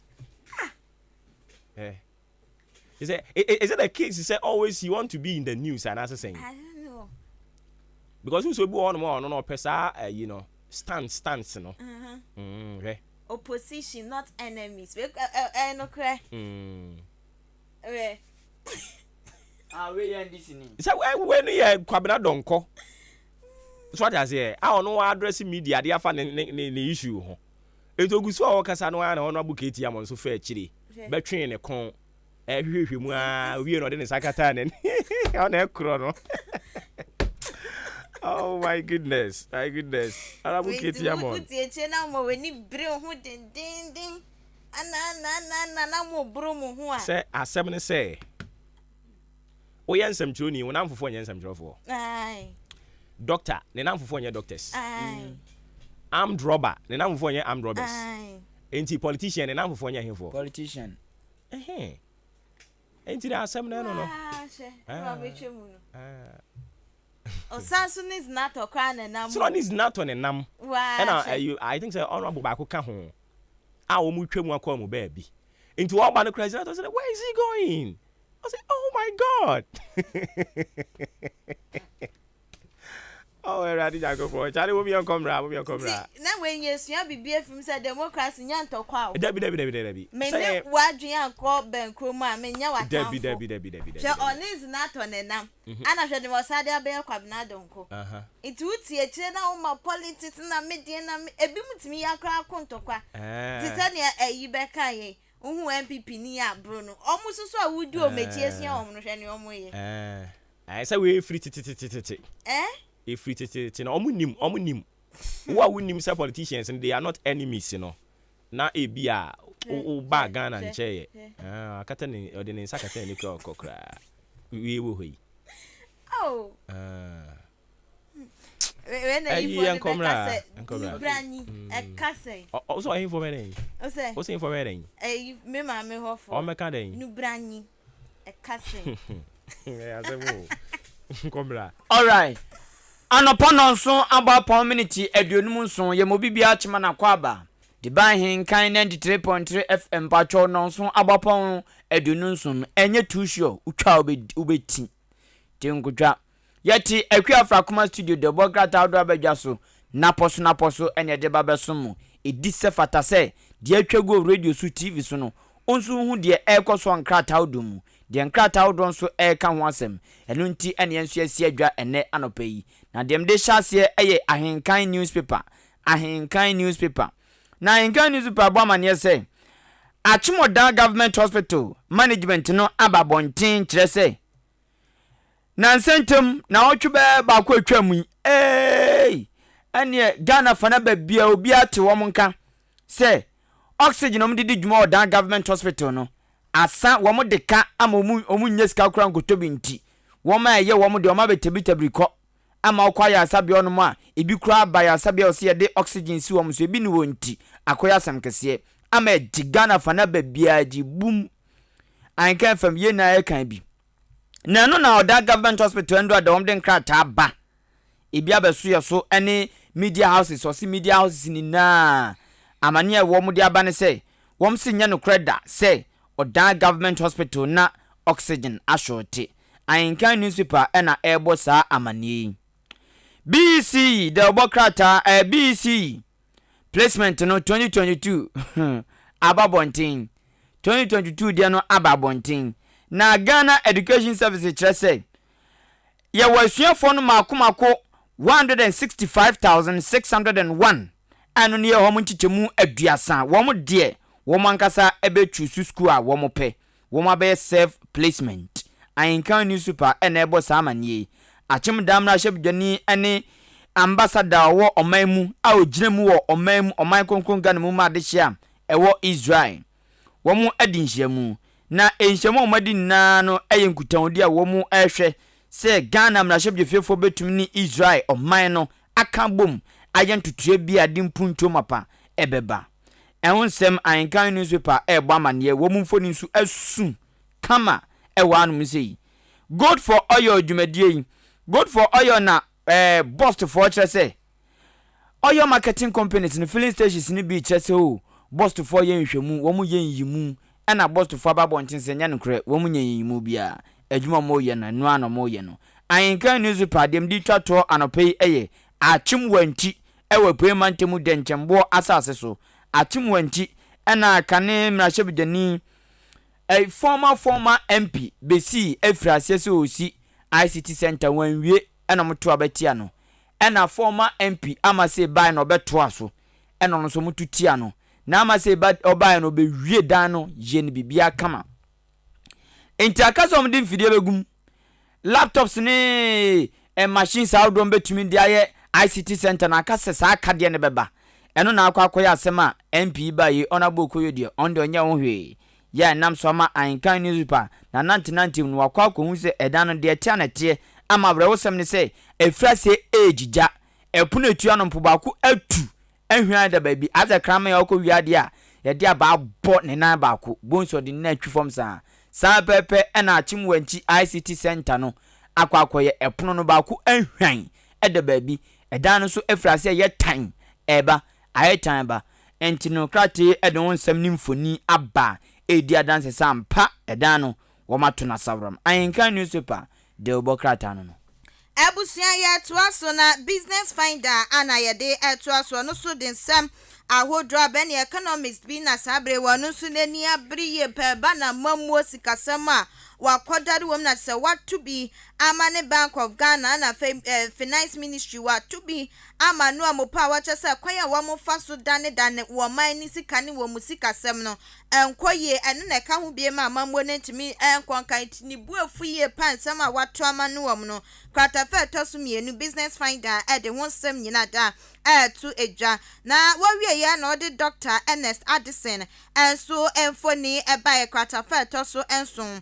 wano so kasa wo chem se wamu de hyehyeye ahudro pi na egu apon na hyehyeye wo mu di gu apon so nyina ne se aban ya Moabia Central Bank ede Brennan 1% wo mu yi no efi mu krata fa to so enso find that the ho sem to dwa na wade aba ana wacha say new mount any ejumeko bi wamu so wama investment any investment a wamu ye no sika wamu di remu 1.4 million Ghana cedis asa sika wamu so wamu di entity ye no wamu ye ama achim youth wamu ana ye santity ye we ama wamu business finder ko wakrata de ehusem etudwa ene anope dem di troso day break de bokrata Daybreak the Bokrata and Ode Ningo Pram na Shebidini. Urumyan for Samuel Nati George aka Sam George aka Jataba. Na wa bo ni ina wa jine long sleeves and wa bonne type na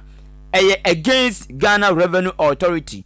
And the Ghana Revenue Authority penyini pansu mfoni aba under the coach eguso.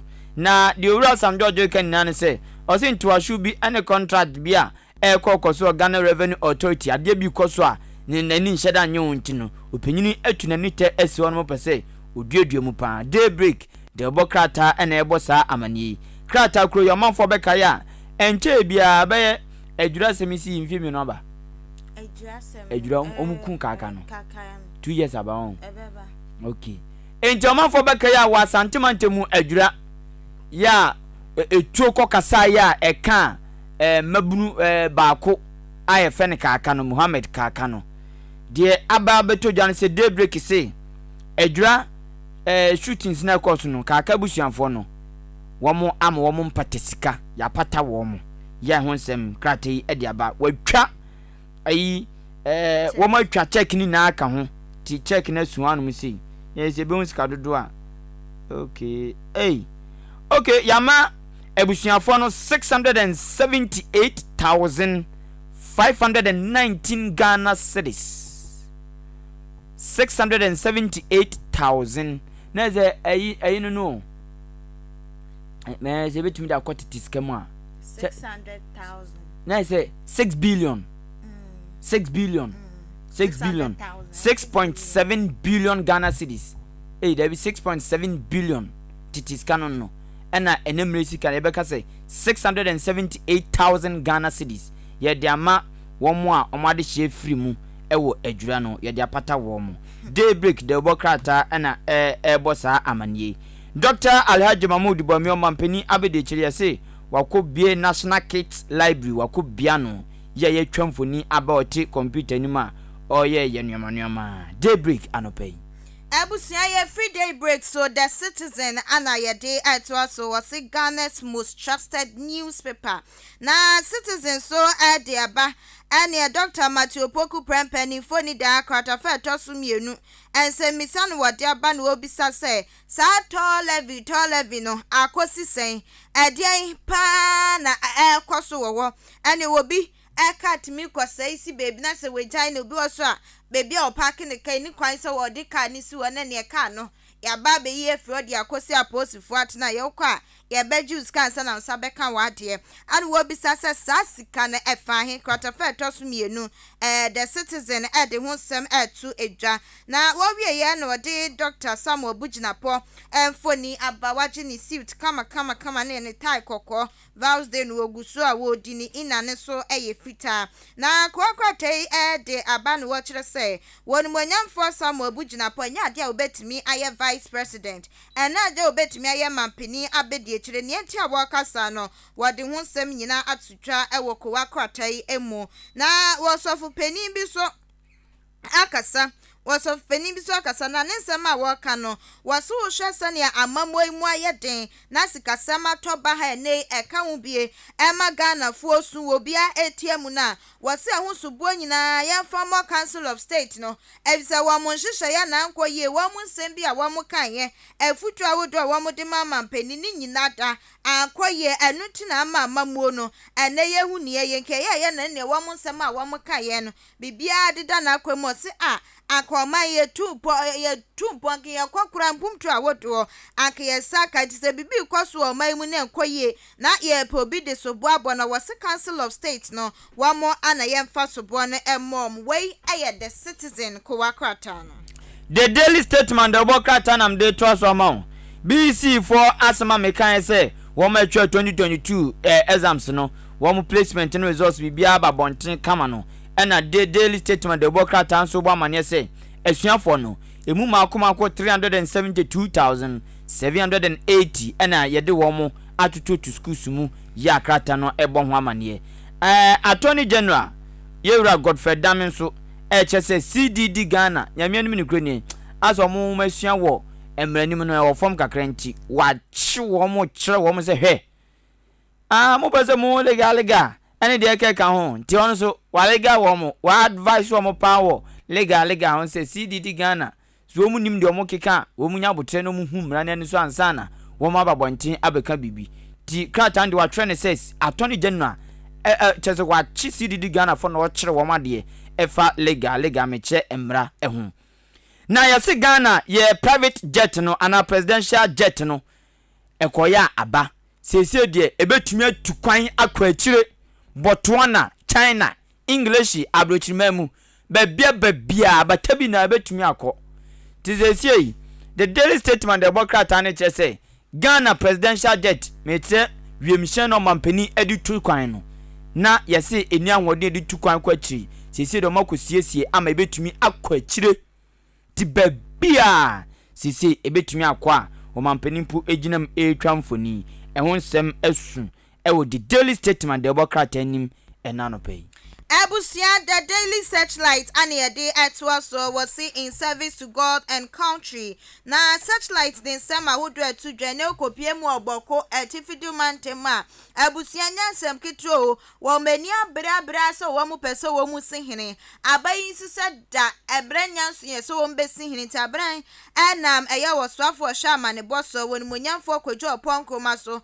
Ane enkrata watro bia komo paso wo mu nkenkai mu nsem ye de mra ani ye adwuma wo man mu enti wo mu ntimi fiti prekope ani ye ne adi ye kuro ne ye ne adi se aban se da bi u fiti prekope su tu si amoja na eba enti no wo mu entu wo mu bone wo mu so ani abri ye pa ko akrate ye the daily searchlight kwata fe to so ensia wo de ehun semina etudwa na kwata fe to so mienu ana wode wochi hene emfoni abane nana kasa ye pa nana etufo anibre so na efutu anana etu na wo kirem sem wamai ye wo koko ye wo sika kokko ye wo denchembo fango susu ye wo bi ane eniema so dos prekese koro bi wo maimu atese eniema ye wo katie nyina bi wo maimu ane wo twem sem empempisa eniema ye wabubobubo su nyina no eya ne ye de konkro foforo so ye de konkro foforo so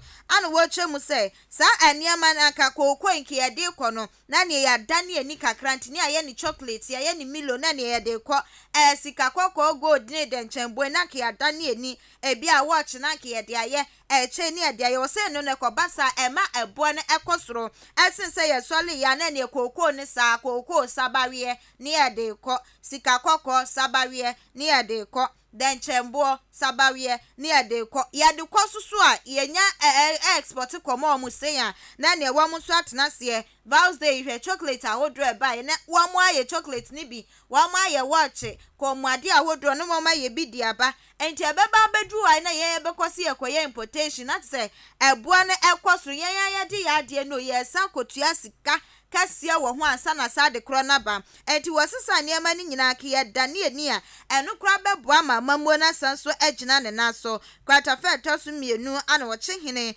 ede ensemi nyina etudwa na kwata fa etosu enum ana wo de Dr. Mahamadu Baumia Symphony abane wo kita apaso ka fefe yibi ana wo twa huma wo twa mo si we kura ni ne edikan e wo man Ghana mu a yenya National Children's Library na se library eno ye enkwada de won be kwa akosua de wɔn story books ahodoɔ A for apple, B for ball ne nyinaa ebi wɔ hɔ. Enti wɔn bɛkɔ akosua wɔde ho mfoni nyinaa ato edwa. Na Asante Mantam so ɛne nkɔfoɔ bi ani abiri yie pa kyɛm sɛ bɔhyɛ aban hyɛ wɔn no. Wɔahwɛ ne wɔn bɛdi so ba aban hyɛ wɔn bɔ.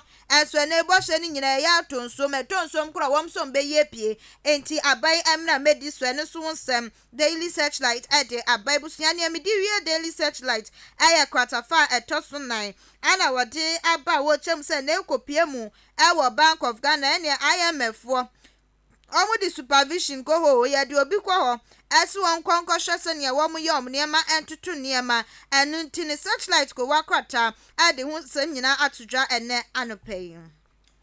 Deɛ mede to asɔma ɛyɛ the new crusading guide the Obokrata the new crusading guide ɛbɔ amaneɛ kyerɛ sɛ owura ɔno na hwɛ Ghana yɛn sase ɛne ɔbɔadeɛ ne panina so Lands and Natural Resource Minister onimnyafo Samuel Abujinapo opanyini ekyerɛ mu sɛ consumer protection law no ɛnkyɛ wɔn bɛgye atum sɛ wɔn bɛgye atum opanyini ɔkasa mpempe ɔna yɛ acting trade minister yabo obidin so me trade minister nanso yɛn toto na no nwie nti onyama yɛ timpempe deɛ ɔwɔ trade ministry ɔno sɛ minister no ɛyɛ owura Samuel Abujinapo no nso ɛna Lands and Natural Resource Minister na ɔkyerɛ sɛ consumer protection law no ɛnkyɛ wɔn ɛbɛgye atum yɛsi $275 million judgment debt wɔn de bɛbɔ Ghana ɛbobɔba $275 million judgment debt yɛde bɛbɔ Ghana ya ɛho nsɛm krataa di aba sɛ ɛnkyɛ ebesi 538,399 BC candidate yes wɔn qualify sɛ wɔn bɛkɔ schools awodro mu ɛwɔ SHS ne TVET ne deɛ keka no wɔn ɛwɔ akonya so mbɛkɔ deɛ krataa di aba ɛnɛ yawada no pay bi ɛno no the new crusading guide ɛno no Abusia ya did the business analyst na was shaping economic decisions na kowakote eni enya sem kitu o krata fa to miensa yɛsan na hene futusan fo wɔ ne monyamfo akanofori ata ne mfoni da ha ɛno adasa ne wɔhwɛ pensioners ne individual bond holders wɔn gugugugu na tena yɛ wɔn de wɔn aka wo sɛ de bia wɔn bɛkɔ enti wɔn ahwɛ ne wɔtietia ne chachom no si fam ɛba montes no si o Nyeti amugusu wa ha na menti ase ebisa me de nkrata aba monten so a emu nsem sei de dada akono enkrata imu nsem so munsu matibie enti nkamatibie de wasam kofie enti nyeti amugusu eti amoyo madwi se de bia mo beba no menti ase mkire mumu enu nsem ko akrata ade aba wo kire se amoyo madwi se de bia mo beba wo se no ehu hia o ebisa nsem ahodro ni nyina wode ni nyina gu nkrata so ade aba monten so ti se wo mo ba won ne ba watchna na de che kra na ehun hyeda ehia ko akwate ade ehun sem etudwa na wonwie akwata fa toso miensa ana wode aba wo chem se inflation ene aba from kitikiti bi inflation aba from kitikiti bi a wache se sabre aba beju wo hane enchichemu aduonu miensa echipo ensia 53.6% ana etimi aba from ento wase we ni aye kitikiti bi ansha dan call from sway aye kitwe bi ko wakwate ade ehun sem enso etudwa na adan ni mo so na ekasa wa ha kwata fa toso miensa kro na ana wo kasa awo kire mu se esa domestic debt exchange program yi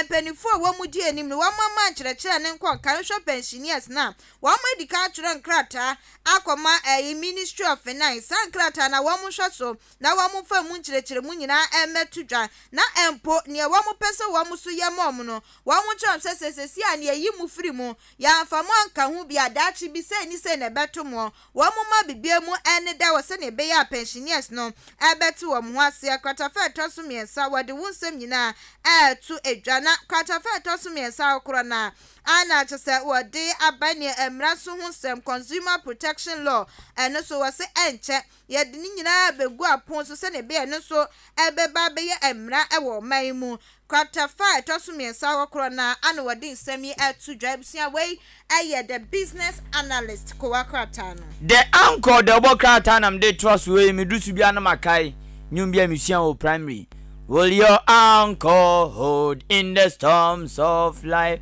when the crowds unfold their list of right? When the crowns die lift and the cable strain, will your anchor drift or ferry? Anchor, we have an anchor that keeps the soul. Stand fast and sure what the billows through. Row fast into the rocks which cannot move. Grounded firm and deep in the Savior's love with your anchor. Oh, ready. Madam Nina, but on where there? Ni zedu wanyi, zedu anyo wetu mea jaya jumanje. Wanyi wetu mea do 60 years. The anchor the worker turn ebusiam de twaso amount. Yes, I awesome S1 gram punimante mo and say, O con gram punimante bia bia fen old fadama ninye. Old fadama eja to. Ehono mama. Yesi nipa dodo na womunya baby kra na. Womo ni nam bachire saa akoya rewosem. Ya watwa mfoni ni nipa abo chenku ewo no mfoni aba. Na yesi endi samanyoko no afetrimpo boni bi afa na nado danko kufuado. Ene ni MPP amanyoko no wa fimpinu na dununum. Edunu enum 2025 ho.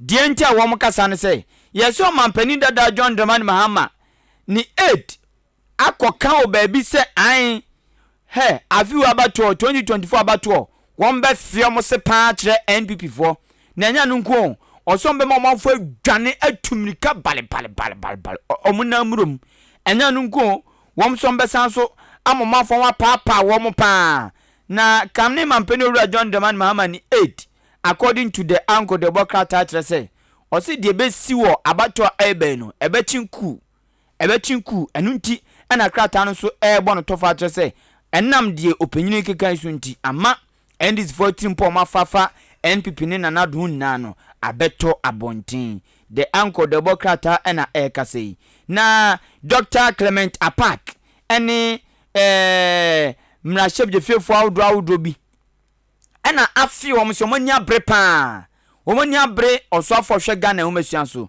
onumnya for doctor yawo osei adutum so de omo ka cho panyin na ne se ono ankasa betintim krata ba se onye oso afọ biem ana obetro no mu abu nani agu baabi na womo owura Clement Park ne enkofo aka no abetu na furo no mo se education minister omo se ni mienu de no pe de ope no onchusu ansa enche ebo baba eyobi nchia busa south na shebe de ni yesi nei wakwakoche delivery kit nyoma ebi oba akwa wo so a womo de beje no womo wakoche ayasabia bi wakoche womo bi ya twamfoni abata ni mfoni ho the uncle ene di we ba no pay Ebusia, the Daily Dispatch anayade was factually reliably factual.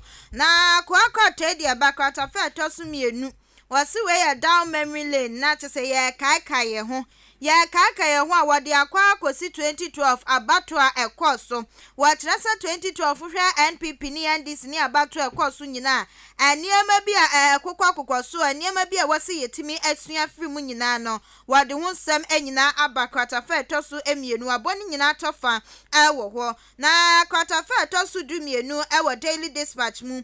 Ana mapeni abedi etre kasamafo Dr. Gideon Boako ene enra nyasem kituo papa yi pro ne se ho wade nsem to Japan ene ne woka wasi fitititi na fi se mampeni abedi etre Dr. Muhammad Bamia wo yi ni ti NPP amanyiko no se papai na montuo ne kasa se ni bibia de dana kwamti won so kakra obeka sisu popi ese ne Dr. Muhammad Bamia wani NPP amanyiko no wamunyame ebisa wo hwe ne nsem a wodro ni trimupo ani nyina eboa NPP amanyiko no na wasa to aso na wachem se we have the men na NPP amanyiko ne wamaje atuma wamo kasabia no wamakasa boss we have the men no wasu ni nyina na mapeni abedi chire Dr. Muhammad Bamia huntia no wamo kasa nti we have the men ni nyina no wase Dr. Muhammad Bamia wonu a ani we have the men no kwata fe tosu edumienu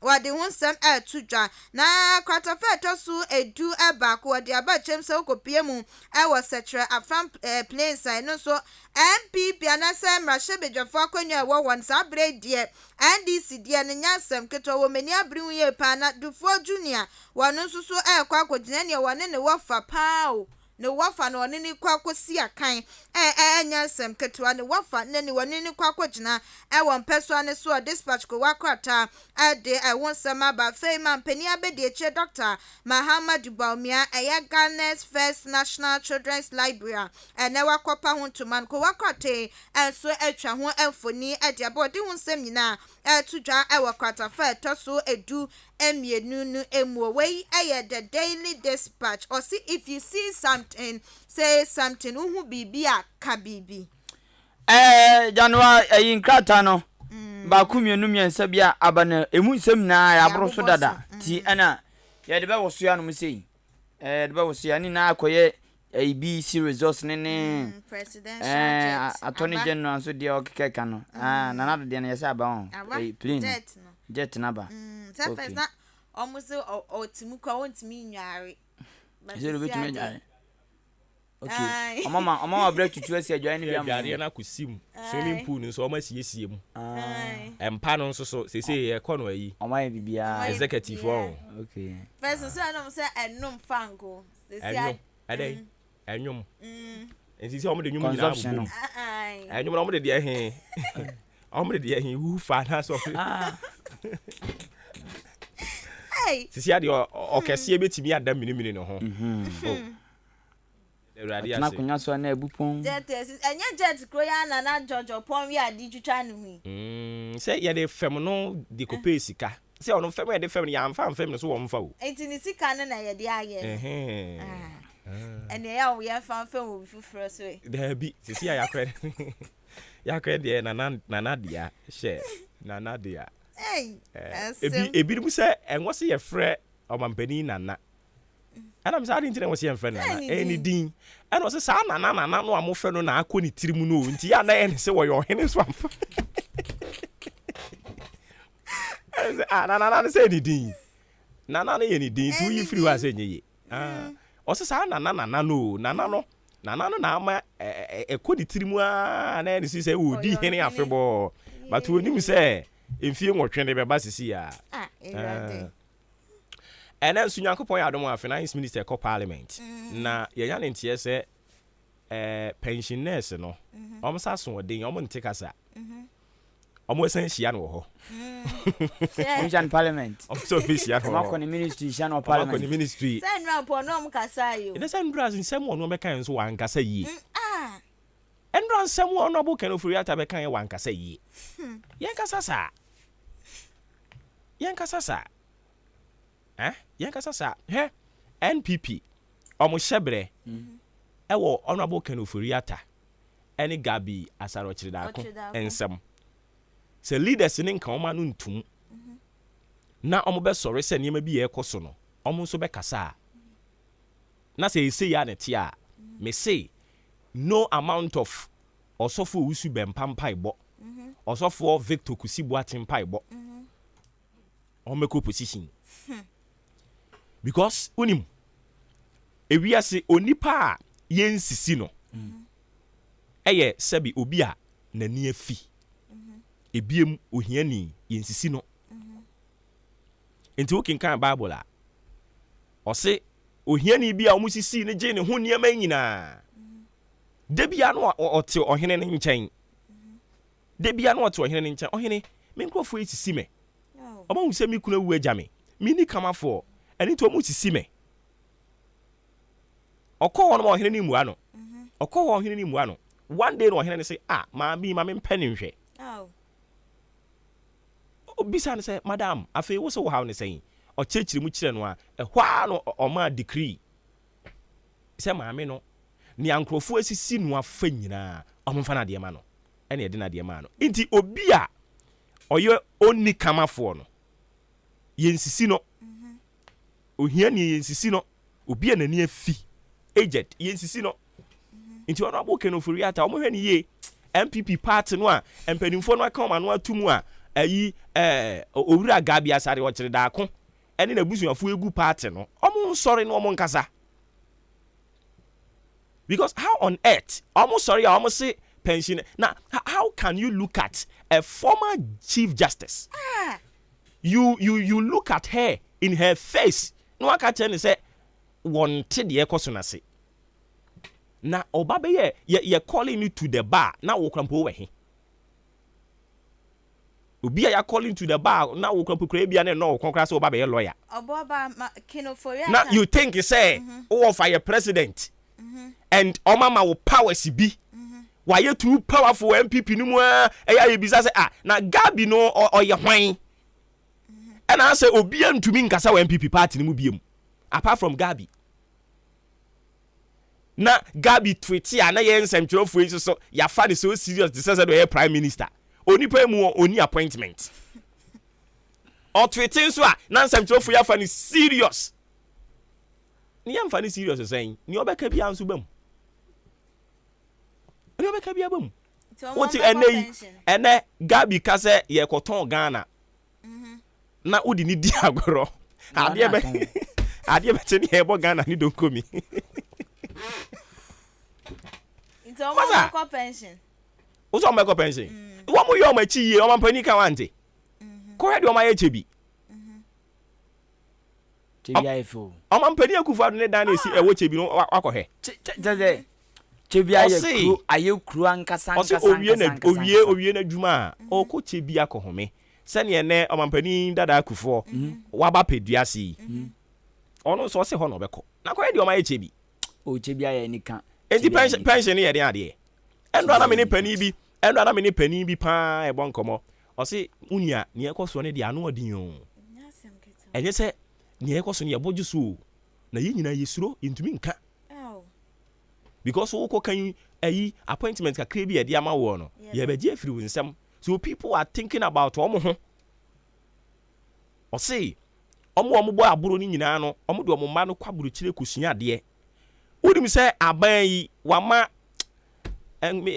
yankrofo bi ka ho ntieye enkrofo a odo mo akɔ London a wo mu sua de eskuufo ye de enkrofo bibiri efiri Ghana akɔ London o mo akɔ sua de ho wodim ne ye do mba be ye gurumi wo mo a omo na ye do mo be kɔ Bank of Ghana ono ye kwakɔ ne CEO ha ye kɔ ne CEO ha but de omo nim ne sɛ wo de wo do ba ne be kɔ ma na kɔ gintete o odo ba ne be kwa na kusua de o feel say o pedaachi papa de ama no okay obeye Bank of Ghana governor no a obeye Bank of Ghana governor no wo henfo so yen Ghana fo no so yes ah enti yen ya mu sisi ye mu di aboro no mo be ba ne nyina ya dan vagabonds ne nyina dan wi fo wo say enti Bank of Ghana governor o dawo dem na me nsu bi di tuo gina opona no because o be ba ne nyina ya retra mo no a because say utu wani na ento bia nim na nyankopon amamu a adwenbone na ba wotirim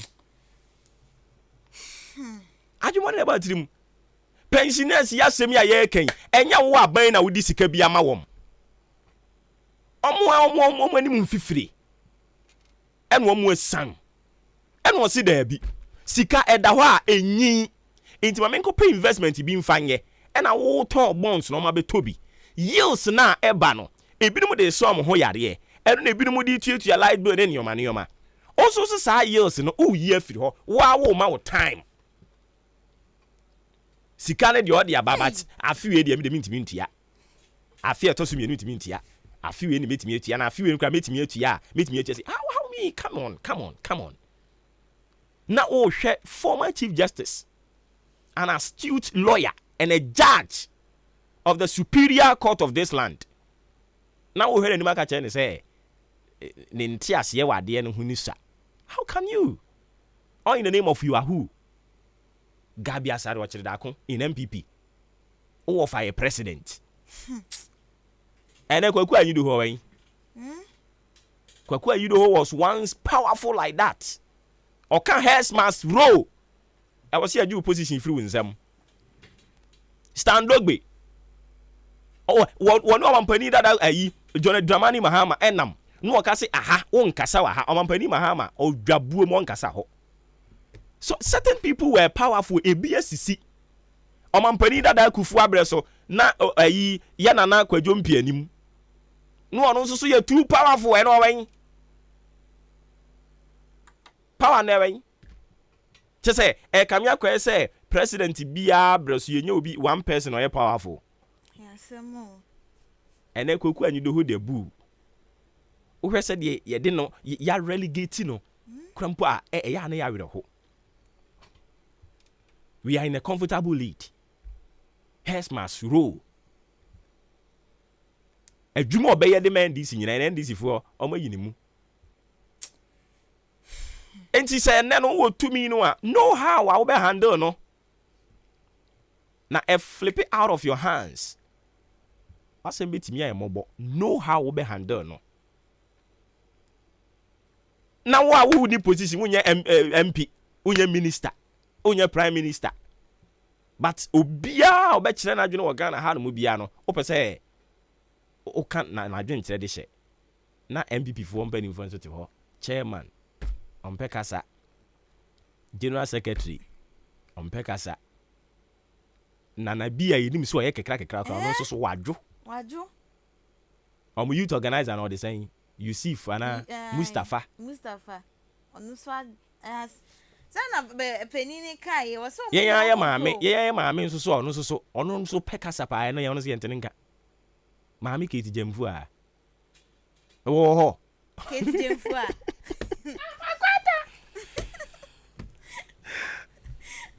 politics. Mama Kate Jemfu a no pay ma good morning. Every person work. Entire urban chrome. Oba pa. Yentene nka ana oba ko de na okoko de. Yeah, and na no so oba e no o ti yenka ne yekeka nkwa asem.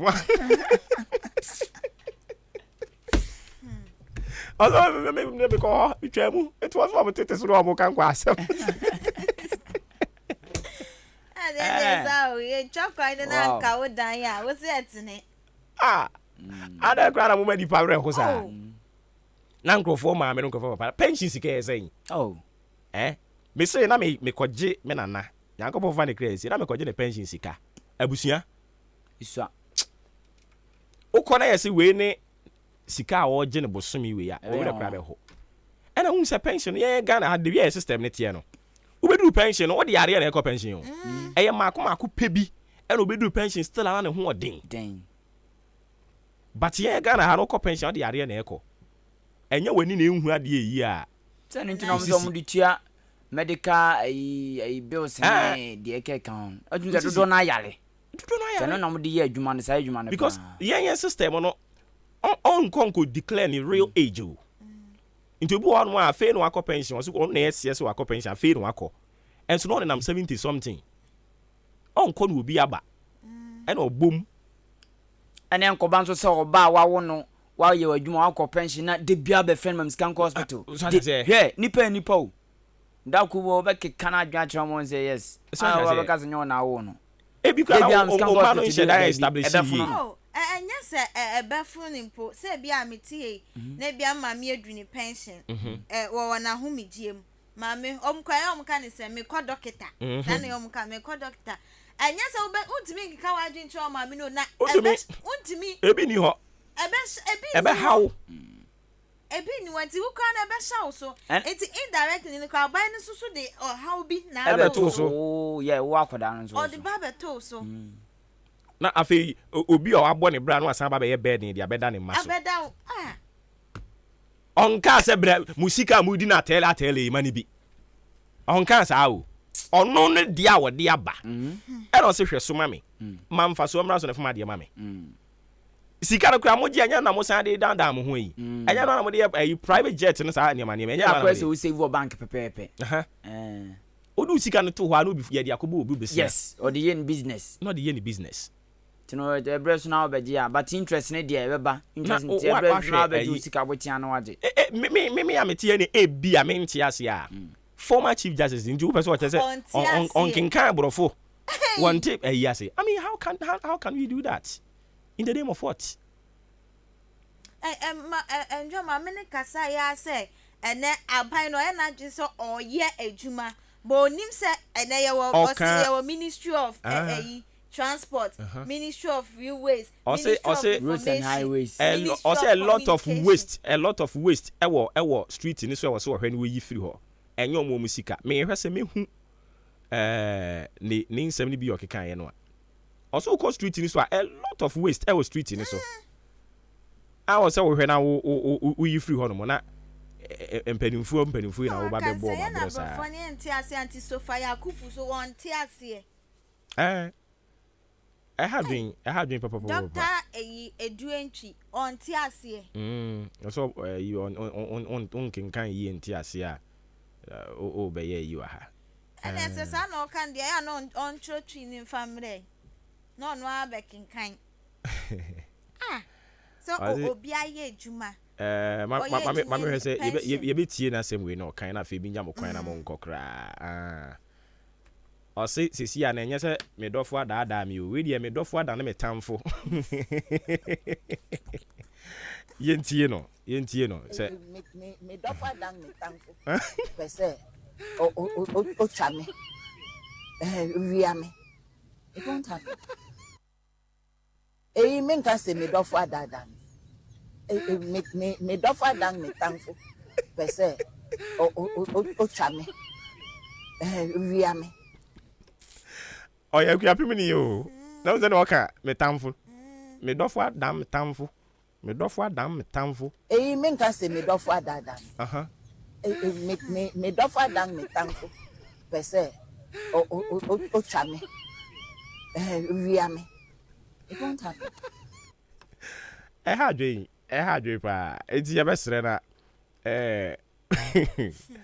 wo mo nyi bibi fanfa ho na me dofo adam metamfo ya reho ma me na ni abre pa former chief justice na ni abre sa na de na ni abre na ba ko no wen dewe ayi say hen onu di kan ko ya nsa na we ba ana onu de ne de ye ne do fu na ntamfo we ne de na ntamfo no so be ba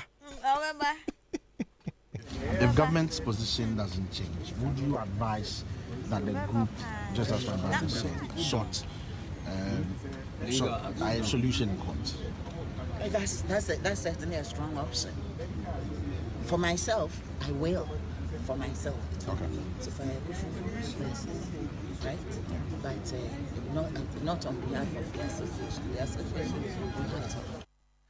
Enti na je say nsem de bebre no na ekoso maame na ni abre and why ade si wanya kukuduru ababo ntin krofo bebre hyehyehye dem a hyehyehye omo ho but ono de oso mfa ne de ne nhye ne ho ne dofo ada ne tamfo wan kasa otimu ayeyiwe iboni o ebi kura na onu kura wa bamu ene obekwa kopie mu omra hyebedwa fie obi ni kura na sha na etimi asesa ne emeni o se ensem ni bisa ne say nti uhunu sa say I me dofo ada mi o say we nya me dofo ada mi o we ya me dofo ada metamfo otimisa no we bia me ai adi ame ehu eye ma me na wase na ye twa so me dofo ada metamfo I didn't work out and was here. I don't know, a trade good. And the Yammy Doffa Dame. No, I am a Doffa Dame, Tamfo. And I oppress who teach him and sat. Area me, Mammy Sophia, Abena Boafoa, Ekufu. A Doffa Dame, Tamfo. A hard dream, pa. A hard dream. Inti last one, I fear and twas so.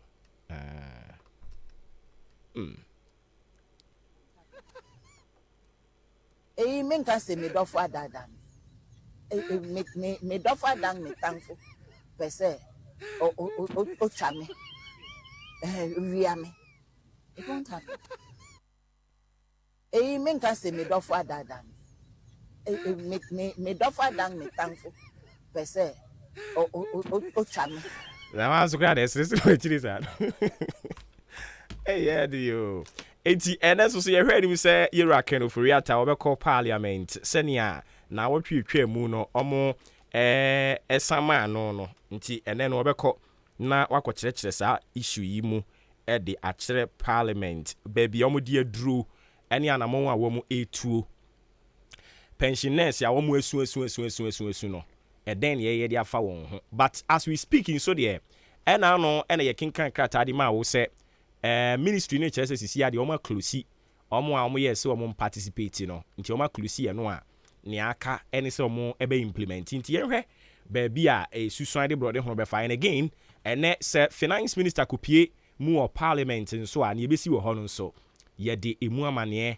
ɛde ɛbɛbrɛ wo afei yɛnhyɛ aseɛ ne yɛmfa big interviews no nso ntoatoa so ɛma wo me ne woka sɛ yi adesuafoɔ a wɔn ɛkɔkɔgye nteteɛ kɔtwerɛ BEC nsɔhwɛ no ɛnra ɛna Ghana Education Service wɔn de krataa bɛto mmɔnten so na adesuafoɔ bɛyɛ sɛ 165,601 a ɛno no represent 30% ɛyɛ candidate a wɔn deɛ school yɛntumi ama wɔn school nti ne wɔn yɛ ne sɛ wɔn ba bɛyɛ self placement wɔn ankasa ɛbɛhwɛ mu nti ebi a mepɛ sɛ mekɔ school asomasi anaasɛ wɔ bɛnten wɔn de saa tumi no ɛde bɛma saa adesuafoɔ na nti sɛ wokɔ kyɛke wo deɛ na woanya school a mɛmo akoma ntu emisa wo sɛ na mekɔ anaasɛ meba mɛmo akoma ntu koraa yɛma wakwanya ama wayɛ ne yɛfrɛ ne sɛ self placement ɛne nti a na wahyɛ ne nso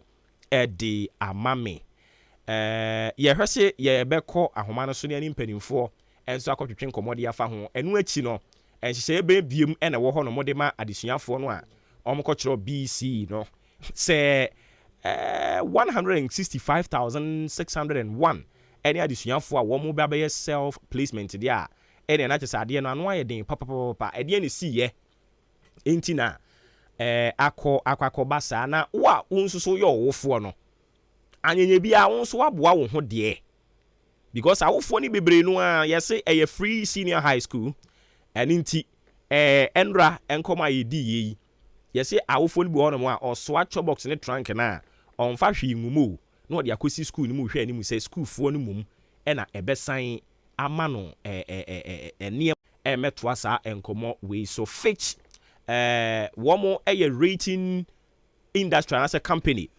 wɔn asan adowngrade Ghana yɛn economy no ɛde kɔ credit almost yɛ friend saying credit wellness status ɛde akɔ deeper junk status wei no nyinaa ɛyɛ sikasɛm mu borɔfo nti wɔn abini wɔ mu na ɛwɔ so wɔn kyerɛkyerɛ mu ɛde ma yɛn sɛ yɛka sɛ credit wellness status a yɛpɛ sɛ yɛkyerɛ sɛn owura Joshua Clue ɛwɔ ahoma no so ɛgya Joshua ɔtemi nkan no pɛ good morning.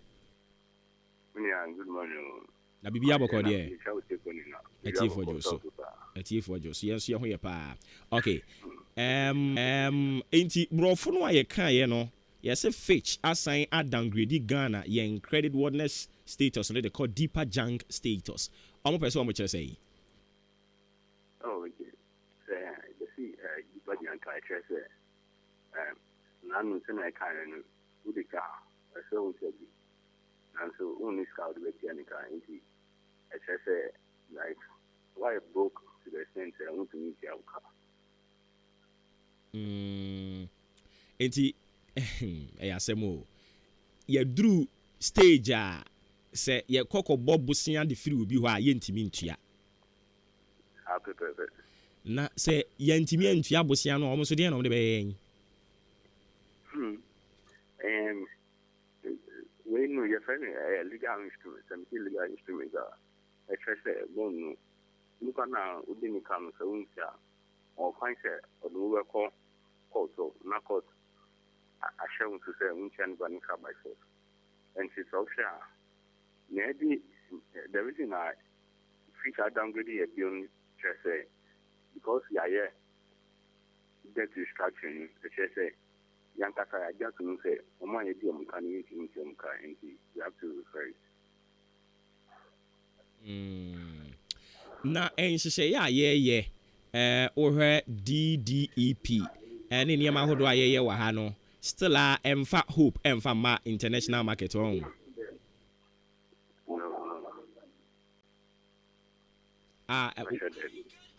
Woman enhwɛ so nka so at least they are putting their house in order nti say ye bomb obosia krom betimi atia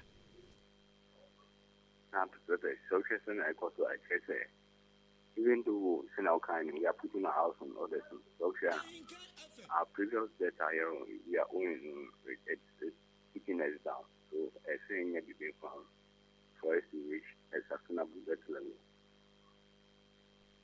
sesia Yera Ofori Ken say one more deadline or the babe to on a feed finally a year Juma. Baby a drew no. What is next?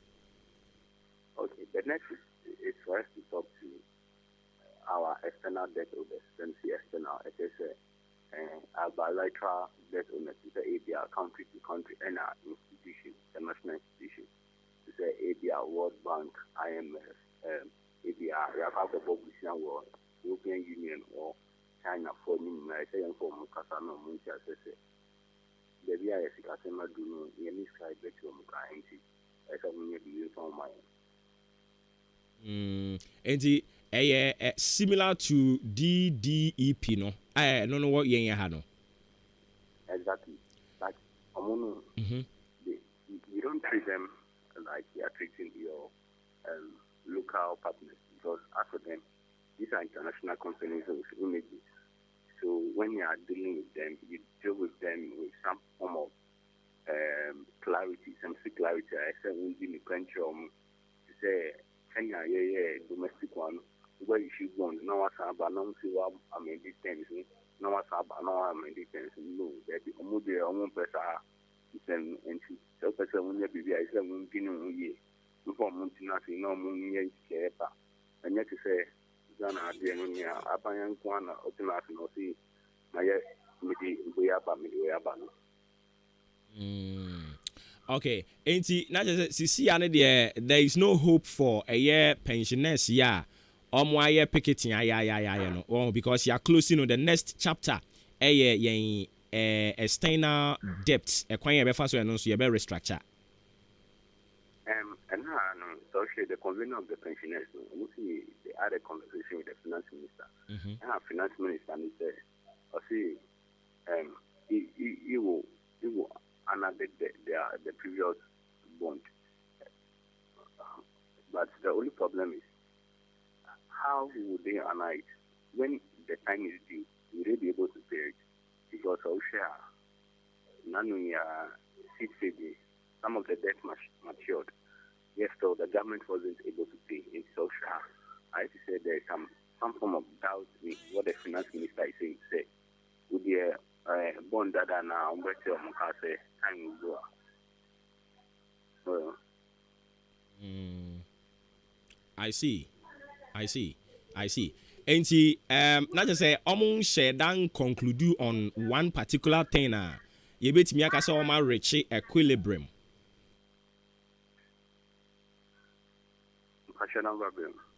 Yeah, that me say for now. Yeah, I feel you need to reach any equilibrium on. David, finance minister, and no, so which is then of course no see. I mean, President Nico Kasa, no more shares and way on each say, if they are on the moment, some form of assurance when the time is due, they are going to pay them. Okay. My nasi bibi any abesa about change why? All right. Yeah, that's be bring TNA Joshua J. Clue na kwatwetwe and come finance expert.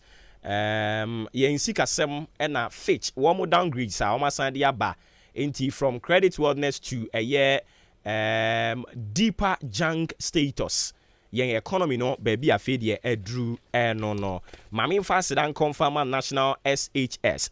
National SHS is school placement yi na ayaye bibia wo ho no pa chaw memma obi mfa won go through frustrations inti fa oban bra national SHS na nia wo kwa kosua wo ho no a ye tete no no ha nso obi sua bi pepepe ye science agric science ye and general act business home economics and visual arts ni nyina oba national SHS ya obetumi ababesua bi ewo eho enomo 20% scholarship ni ade ma desuafo aduonum a wo mo bedi kan aba na womo aba betwero won din so womo beko school ewo yen ho me pa cha wa checherefo mo kira de no omo nyina eye WAEC examiners inti WAEC examiners yi ka kira wo se ubenya 100% passes a memfa ni agro san se ampa ubenya eya na wa hye ne nso ede amame odan enkwanta ye ben AEAJHS school no eho mo na ubehunu eye national SHS yen odan kwanta campus no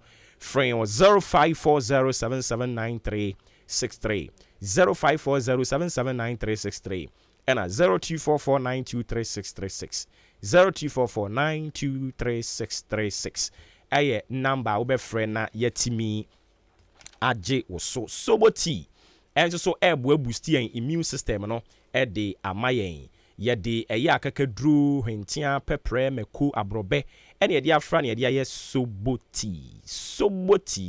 soboti papapa 100% natural ingredients ɛne yɛde ayɛ ɔmanfo wɔ akyem ɔdan bɛkɔ Alhaji Hankuri Enterprise Frimpong Enterprise nana yɛ provision store Roma for no so kwanti adwa hɔ no mo ba akyem aboabo nso a wobɛkɔ Mary Nkrumah ɛhɔ na onso so wakɔ akotobi wobɛfrɛ wɔn wɔ 0551 119620 0551119620 and 0244087695 soboti soboti ma onsanka bi ye kwa homa ne so na yɛne owura James Maakye akɔtwetwe nkɔmmɔ ɔyɛ leader Public Health Association Advocating for Health Coalition yɛne no nkɔnkɔtwetwe nkɔmmɔ ɔpani wotimi nkan kan FM suni Maakye ye jampa tete fe nyame ehu ye mɔbɔ na wo nso na ko fa dumu mi ne ho ye atiefo nso gye wo so nti sɛ moka sɛ taxation of sugar sweetened beverages win-win strategy for Ghana mo pɛ sɛ mo kyerɛ sɛn edawati yedi kan no advocating for health groups makamako for and back together that project University of Ghana School of Public Health, Ghana Public Health Association, Ghana NCB Alliance, and Ghana Academy of Nutrition Dietetics. They back together now you create awareness that sugar sweetened beverages drinks are booster sugar woman onoma was for bonding on the Pesianes. You share research with Ghana even approach among the Bresua. A church of drinks that sugar be breuma, a similar diabetes, type 2 diabetes. Diabetes is the it may be a kumaya problem be brave at the brow. It may multimedia to be brave. I friend obesity, it may it may affect you and it may affect your kidney. It may affect you even or ban them or power warm for the tell your ban outside the sugar be brave and I have the man sugar be brave. It may affect you. Emma Opa wow and son when you.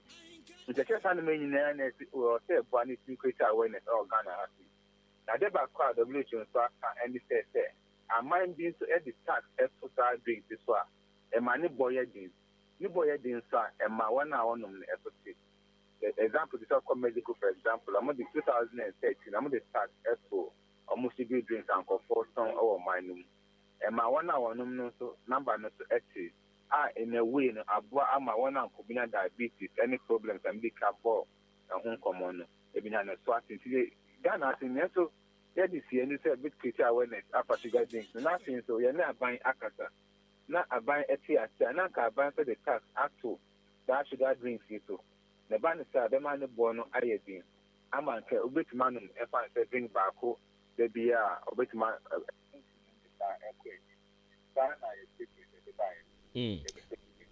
Okay, nti mo dia mo susu sɛ asɛ asikyire drinks no ne saa enuane no asikyire wo mu no ne bo ofo Ghana dodo on na mi bisa sɛ mo dia mo hunu ne sɛ enuane no asikyire wo mu te sɛ drinks no ne nneoma no ɛyɛ ana ne bo ofo Ghana ha enti ɛnyɛ kan ne bo ofo pɛte lemum adebia no sɛ all the tax to omo ton omo enfa tax no omo nyom be tell on be to ade na ma ade no bo no I akoso in different city no if I drink be 5 Ghana cedis let the tax back up at about 6 Ghana cedis the obi anka or 10 cedis about 2 bottles no or 10 cedis which matter just 1 bottle in a way no not ama or reducing the consumption. The main focus no any say if I say abanye perfume for name adama component no expert until share South Africa for example I'm the bit so now I think 2018 emuhon ye initially na car abanye free tax no e was so e do be been self can echo from confirm if you say confirm no just side drinks no into ma aban scan and kobenya or start taxes no eba form and the tax achieve its purpose of ensuring say quantity now for fun eba form after so who say about tax no buy no e ma ona or turn side drinks e sa tax e teacher do na e wo mo drinks ne so e bi the side drinks ne e koye nsu any other free juice and what didn't be a woman a chance cigar drinks with their ebony. Design a dear thing is a bit my boy. You focus in the say, Emma Ghana for I think say ya timo ase for now nti ma ye na ase ne fancy ha no na ye nhwe de beba we chiri na fe ye nsamra wo hobium.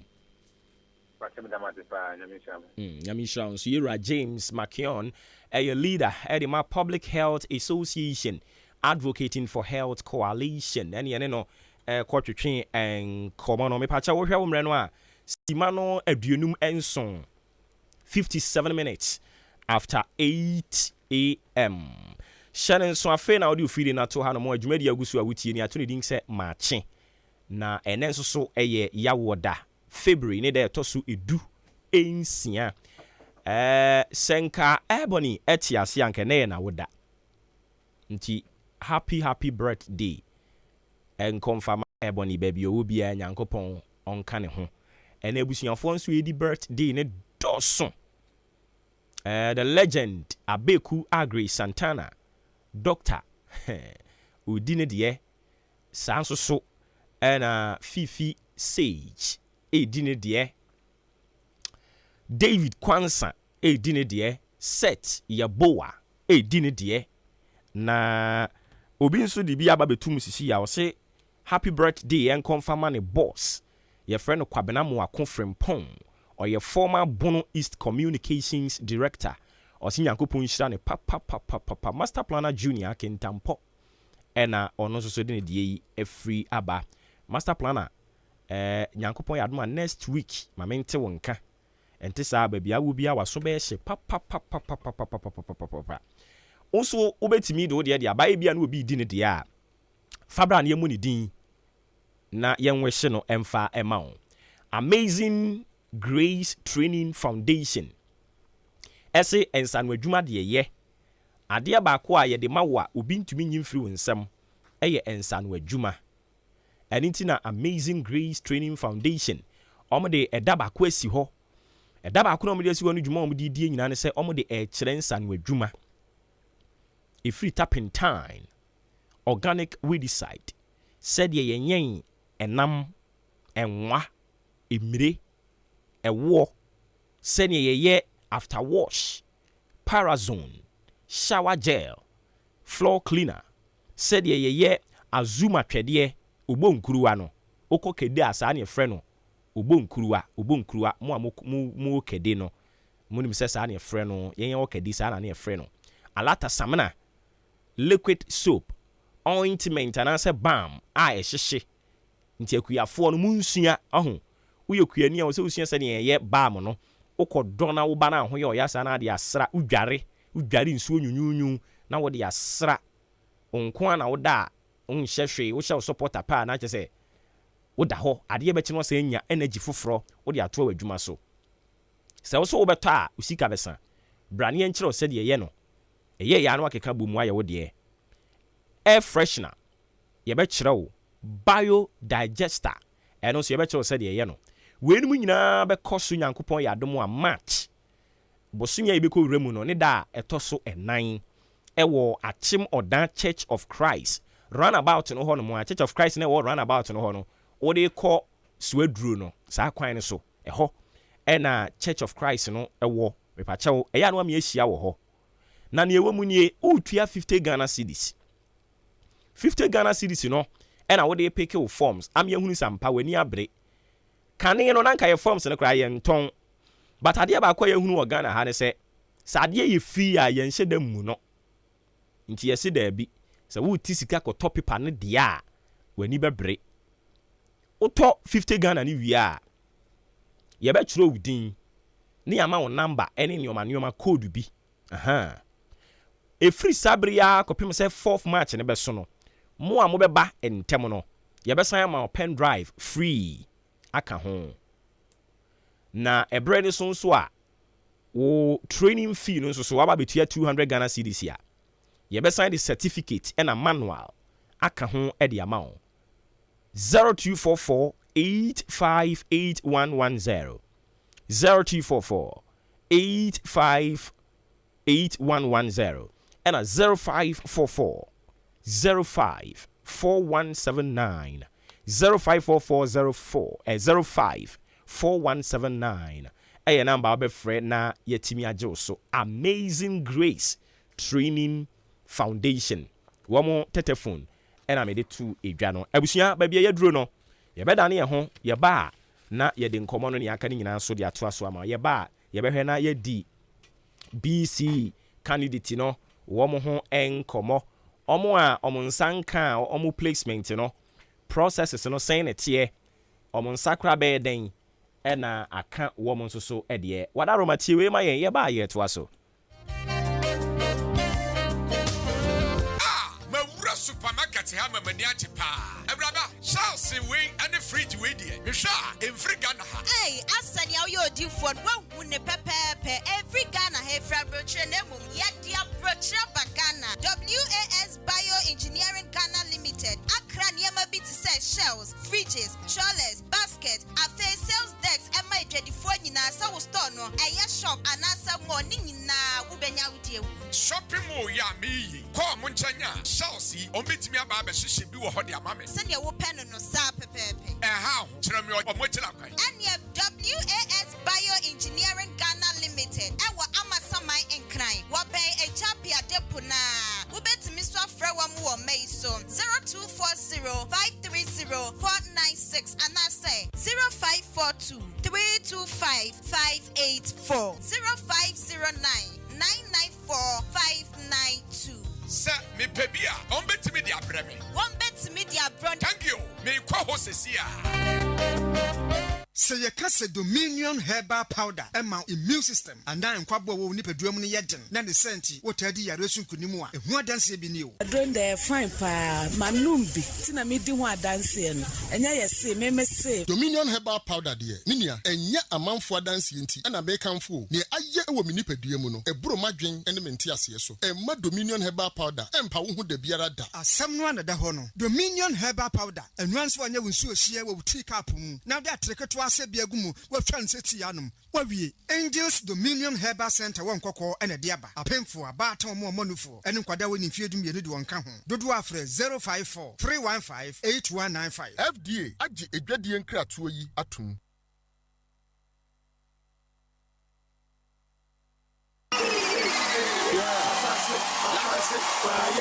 Hey, na den e ko so amani agi say.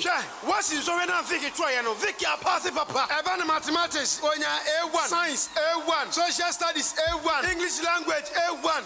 What pass yankasa. Hey, na school ben no eni omo yade o. Only believe senior high. Woman man kanya crowd. Teachers for no woman penny papa. Hey, me buy ko tro ne de enye kura o. Hey, mass nye. Faniko only believe. English yenye. Faniko only believe. Science so enye kura. Oh, me say Faniko only believe senior high. Omo ya courses ni nyina. Penny for sister banchinya. E jana chire. Abofra wo de wo sister ni tia bon na wo hu hwe ya. Faniko only believe. Afi omo mo chiro so hwe ni nyina pa. Menua, amofra no ya dachi o. BC so hwe wo mo chiro ye. Say wa pass yo. Say wa pass yo. Faniko only believe. Na se sia me ne we ka say no. Wo mo bia admission na wo mo chi mmofra no. Form 1, Form 2. Konya da ho no mo se sia me ka say. Hey, enti awofo ani age o mo ye de say. Ye kan kire. Ye se body ani one ye din kanfo. Only believe apa. Abofra ne ko ho na ne so hwe ne de. Wo kwa bia school be ma chire for me for so mmofra na pass ne de. Wo mo be ye. Wo school fees so de ne border form boko. Obetima twa ne installment. Kakra ko isa abofra ne be wie school. E school ya bia ne platform ma want admission. School fees ne crowd ya e ma ne nya dadwen. Wo dia ne se wo de wani be kire mu. E wo only believe senior high. E di for wani kire mu wo achim kokrantum. Anasa fre 0240 202 148. Anasa 0247 670 736. Ana 0500 041 317. Only believe senior high school. Ya dia ye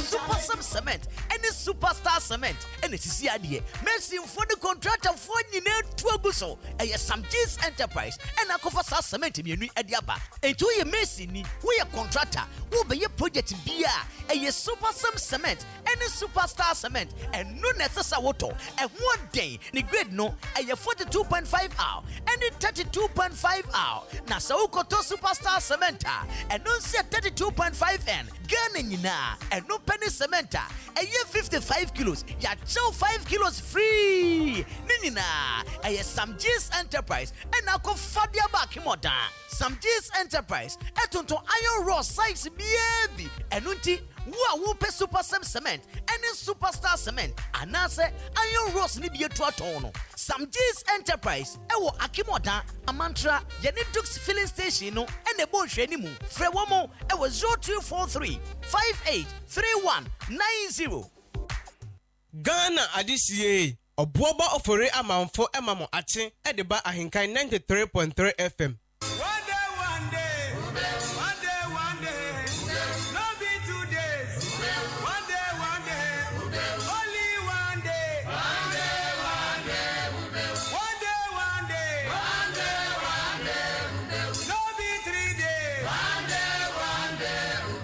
Ghana adisie Obuoba Ofori Amanfo emamo ache edeba ahenkan 93.3 FM. 93.3 FM so na abusia wasugusu awutie no Maakye eni dwumadi ni din ofremi Obuoba Ofori Amanfo mepacho ye toa so ye dase se watwen yen yamiakoto enkra abasima no enso na agba pa no pa nonkron eho ye den komoni bi toa so e de ama wo ama memfa seda kakra nso mfa ha sanso wo mo adaroma yankwati adurumre nyina ya hahan no so ade ase Winners Senior High School Ghana Education Service amon akwanya nti we year school placement no aba na ebinumu de enya maya omani ye tutu egu am nsem no mema ne ha ofa aba ne bra Winners Senior High School akire din sanse General Act Business Home Economics General Science Agric Science ni nyina ye kire ewo Winners Senior High School when oka say admission e koso den form 1 form 2 and impo form 3 ebia na uwo school bi mu a omu di wani uwo school bi mu sene omu enye discipline obi eye de opɛ akwada mu pani mu akwada no wan hweyie na akwala no okoso atena hɔ a ebebu awura no ama ɔkyena bi oba bɛyɛ pani bɔne ama ɛbɛpa ne so ntoma eniguase ba won so obɛtibie yɛse wo a wo pa wo san kwampa wo a wo bɔne nso ato ba bi nka fa wo ba no ko school a yɛbɛma ne ntete papa na wasan kwampa eno ni Winners Senior High School ya dinyamisuro ena discipline ewura kwada ni mu Winners Senior High School ewo nkoko amam from Otra Obuoba Village ya ni Chidom Restaurant no ena edi enemuhwe ebia na watro wasi na tra mfa otwra na to afa so a epacho sisi ade fa ne bra otro pe ebetintim ewo Winners sanse yedin ne enhonam ese yakatu yansen nsem no da fom yennim system no sɛ die mu ayɛ hye afa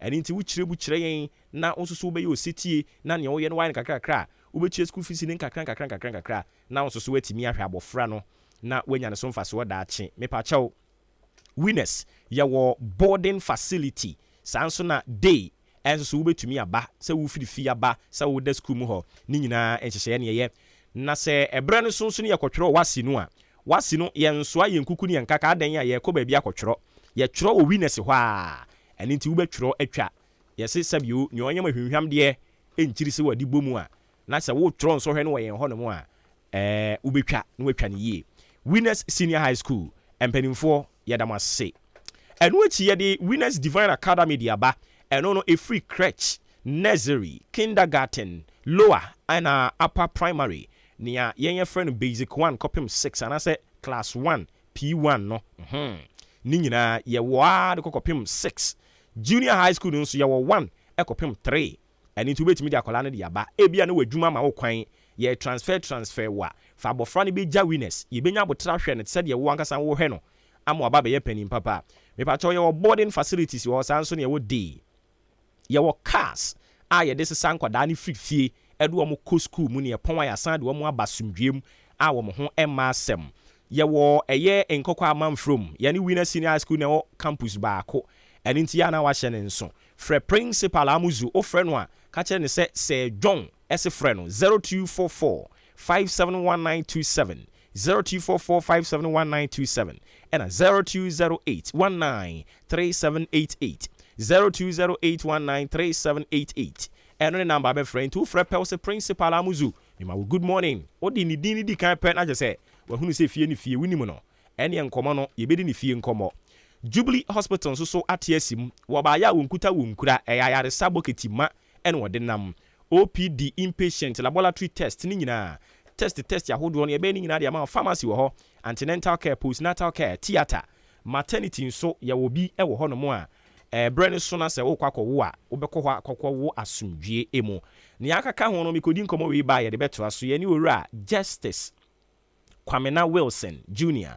Eko akotwetwe nkɔmɔ wɔno ɛyɛ Oba Eastern Regional Manager Edima Ghana National Chamber of Commerce and Industry yɛne ne nkɔnkɔtwetwe nkɔmɔ ɔpɛni woti yɛnka anɔpɛ yi so yɛsan mu akɔ ababa AHENKAN FM so mejusu ɔpɛni kɛseɛ na bibia bɔkɔ deɛ Krista domine mo mpaebɔ yɛ ho yi yɛde awurade ase nti ɛgya nya baba bidru ɛna no ɛna Ministry of Finance ɛde krata ba abɔnten kyerɛ sɛ domestic debt exchange program ɛnhyehyɛ yɛ a no ɔmo to nsa frɛ nkurɔfoɔ sɛ ɔmo sign on no saa segment no ɔmo awie mo nso so a mowɔ Ghana National Chamber of Commerce and Industry yɛgye di yie sɛ mo nkurɔfoɔ bebree ɛwɔ so bi mote yɛ no mu so mu sɛn yo medawasi biom mefa akwanya so tia ɛyɛ watiefo nyinaa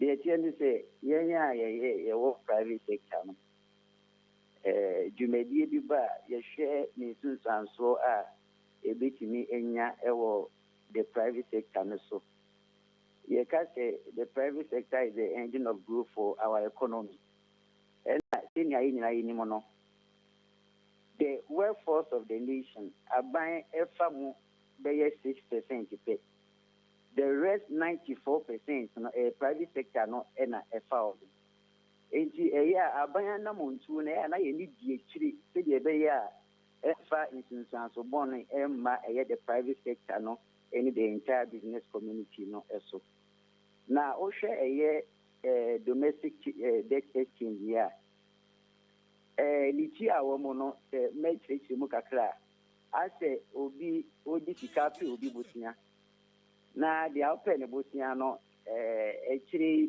watea ba hɔ sɛ o mepɛ sɛ mekɔgye sika wɔ bank na bank ne sɛ meka medede ne adeɛ no ɛdɔɔso enti ɔhwɛ ha sɛ mene ɔmo dede me aka na nkɔyɛ ho bibi na sɛ bi ɔma mframa kakra mfa me ho a ɛbɛyɛ den sɛ ɔmbɛtumi de sika na mepɛ wɔ bank no ama me na makɔ ɔmo a magye sika wɔ mo hɔ ne sɛ o mepɛ sɛ mekɔgye sika wɔ bank ne sɛ makafoɔ dɔɔso meka ɛyɛ amene me enti no monyɛ ho bibi ma me sɛ deɛ ɛbɛyɛ a sika na mepɛ sɛ megye wɔ bank no me nsa bɛtumi aka na private person hɔ hɔ yi obi a ɔbɔtɛ nti ɔde ne sika kɔhyɛ baabi enti obi ɛde ne sika tɔ bond na ɔwɔ plans for the future na akyire aban ba back sɛ o sika yɛ a ɔde pɛ me busia ɛpɛ deɛ sei na me mepɛ sɛ meyɛ no enti wopa agye sɛ wompɛ nso a mɛngye deɛ ase n'akyi ɛyɛ a na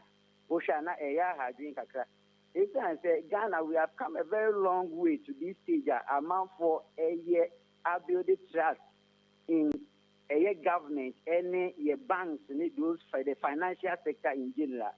Maybe one no big difficult na ko the best in party mumuna or the match status so.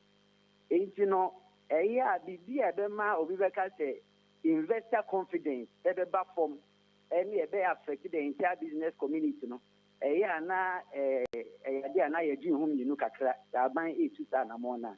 Ye shete dia the conversation abewie omo person also wanted to sign on to normal signing on and now omo mpeno so no so eyi omo ho afim ye hwese de ebeko but ye person edin sans so bone ebeba private sector any the investor community no eso I see.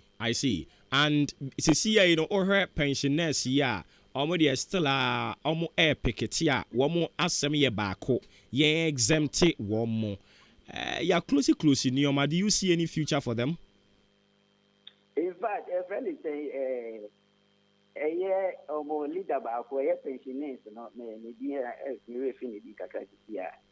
Or no a regulator into him a year the dynamics what I do with money say voluntary obey them too when they say abandon them too. Now, almost say I want to negate the way you say, I buy and fan to crack out to say, where you are with him. Now, you are more uncasa no more you are with him. Because pension fund, ne other funds are buying at a dice to dear, or crack out somebody, monk. Internet pensioners and also almost as a more good to say, I buy and throw a crack out to say, or no, I buy the way you are with him. Now, send a dog actually, see there's a difference between say a bank and when you were him, and I also won't find home machine. So a bank say where you were man or say, oh dear, a canadian, no, me knew how be at a brand of swan, Michia, into a dear, may you were him. Now, almost where you are with him, almost where you are with, and I say, almost on him. Now, I might ask you, even though you're close where you need, but still, a bank in your mom with that. Documentary na ebesi to be as they are binding and no can say embrace to say honor a year ni contractual agreement e do money o montemu na aban ebe honor they want it on paper say aban and exempt mo na yi o mo akata and o ma exempt mo. Okay, but someone so more members ya o mo subi your members. Your members are also uncrowned individuals are almost so bonds are almost so ADHD. It's no chamber the by the Anutum, the overshare, inauguration or council, no president can watch them. Already, no, in fact, cost of doing business in Ghana, a major challenge for businesses already. Cost of doing business. They say inflation. They say general inflation is 53.6%. December 54.1. Interest rate. So, person loans is here or bank. This is what you know. Commercial rate is 35-40%. Dollar is 12 point something. One city with the dollar. Petrol, electricity, water. And you know. Businesses will Ghana have almost so far already. Who beside will be a poultry farmer this year now or can a year feet, one bag of water this year. Standard wine and I'm 350 or so. Bag. And you know, our poultry farmers they are almost competitive. Oh, there's a boy, yes, a Oko Bisa Coco Bois. And you be up a Coco Namariana or the American Post Rise. No, I copy the free you know a berry. And see your huge market potential for poultry products in Ghana. But inside poultry farmers, you know, almost the cost of mobile raising bears is so high. Say, obey, now they are cocoa back on the Jinawa. So, what you also, when you have kilos, baby, I don't know, a shaman on the other, no, so many years, I was free. Well, actually, the businesses are already suffering. It will be there that we're seeing on price in the Chamber of Commerce. I see. And before me jawo amo akono, I miss out this final one. Enra, you say caretaker Minister for Trade and Industry, Ura Samuel Abu Jinapo, or call Parliament, or could deliver on Mampanini behalf. One more, the other friend say a policy statement on consumer protection in Ghana. Sa bill ya one more here ni muso mo de be komo amu industries ahudu mu no. Mu hunu ne say ne kwan so ano no. Yeah, there's a policy debate, a policy engagement. Ministry of Trade, Ghana National Chamber of Commerce, institutional representation, ministerial advisory board, no eso. And you know, no maybe saba, the 12 so na yen so yakum. Na the DIF say, I buy a dynamic kakra be you know. Na ye no so at ya me nya ho kwan kind document in its entirety. into a bed they say be a meeting a comment on but in the course of the week no me did say me sa kana say me fuma bibia meeting akasa fa on meeting aka ho asem. Very well. Inti I think see be ne sa na won saka ne aba wo hono ma no pay ne ati for that say. Yo me fi na what pa na mo juma pa. Enti yani Ura Justice Kwabena Wilson Jr., Regional Manager, Ghana National Chamber of Commerce and Industry. And yani Kochuchi and Komono 21 minutes into 9 a.m. Na migusu amidi ya Jubilee. Wamuhu adansiye edi achirawo oba Jubilee ya yabehwe ama ho ato sansen hye ya edi egu akwanzo wo ho no ne ebu ani papa yesan ewo ultrasound system wo ho no mo enu dwuma edidie ni se yes scan ifri uti kosi na ase ba bia yare no ahinta suma bia no ye beyi piasa no yare ama ho ato afi apemfo no so ba ha be cheki wo mo man se wo da yi ana so wo na yi emema no so cheki wo mo prostate level ehun se bibia de dana kwan mu ana wan hwe ya de catheter beto be membema ye mpese saade no ebeba so enu achi wani usomu a posa se de wanyi okrafo ba atade a wusie no wani ni na ebetu wani ni ntu ye kra na brabo ne sen ne tie na etu ato form diabetes and hypertension so efie de bia ye tena asisi nkonwa ne ye de ho nkyerɛkyerɛ de ahyehye so se ne obanu mu aduru se ne obedi waduane na ho ato kantin so gyinamu den aduane a ye no a wo ho ni nyina apobuden kwan so mepa chawo yeje national health insurance and a private health insurance so dan boabo mantra bridge ne so and a will hunu Jubilee Hospital 0244 575799 and a 0241 784645 0241 784645 number abe friend na Jubilee etimi aje woso Jubilee Hospital there yes ye come ho asem a adaje ebeboyen Samchi Enterprise enso so na yadru ne so Samchi Enterprise se men kan kire wo se cement na wo pedi akoye wo project no ne hono mo ne wo so oba sanse ono no oton project ayi project no ho nioma papa materials ne odi kosi dan ne awode kwakotwa blocks ne awode koye bibia no de pacha oba hono ma won sabe ka bi cement so kosi iron rods edidi mu ha awurewuremu a de ko ye woni nyina bi ewo yen hono mo a oba won so wonsa ebetimi akabi iron rods enketwa kese ne adantemo nchensen na do de bodan so ni nyina wo samche ho mepacho wa mantra wa che janshi achimda ye ben Dukes filling station no obe friend 0243583190 0243583190 eno ne number obe friend na yetimi age wo so Samche Enterprise wo mu kra yimu anopa yi ena yegusu ayeso mo ewo ekwan sonko eso mepacho fra wa mo number no na eno omo enye business afi ye hwese ye bekwa kodi nkomode afa BC no ho ehu hia before ye beko Nigeria no awosi yetimi cheke BC de no na yetimi ebo ehu enkomo kakra okay mami twa me ho mra me ba ye de aka nyina eto aso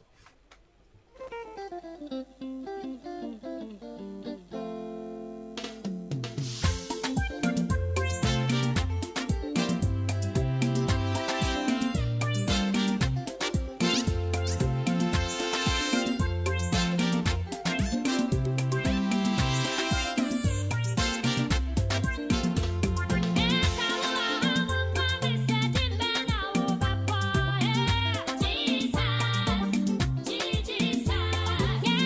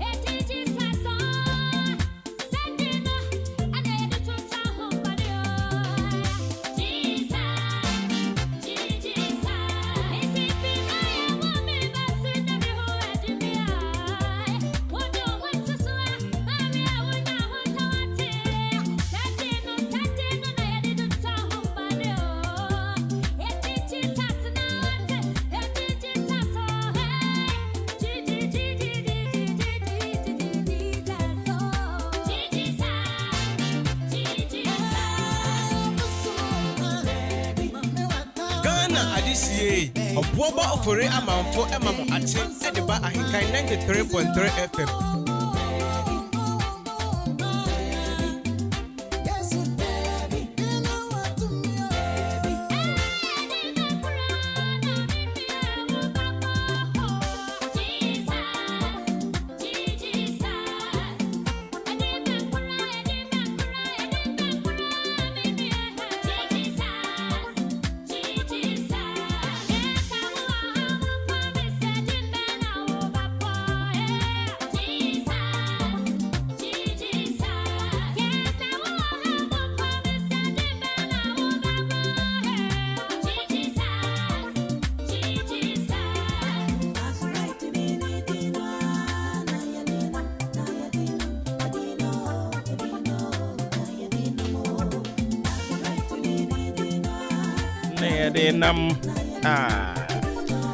Okay, enti ye twa homa no ne ahwese ye beko Nigeria. Na yakwa kofa enkomo no ya woda ani fiada ye ko Nigeria ya to sa segment yi din se Nigeria decides. Nyankopon ya no ma the 25th day of this month. Enti na Nyankopon ya no ma me da ebe na wotwe omo koto aba. Na womo abato no yenso ye di ani di akira yedi mu enkomo no ede ma mo nkakran.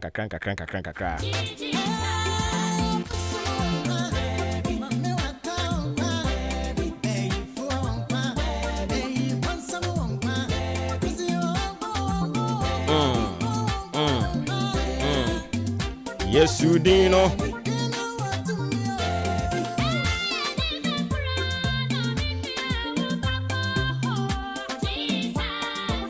Jesus. AHENKAN933FM.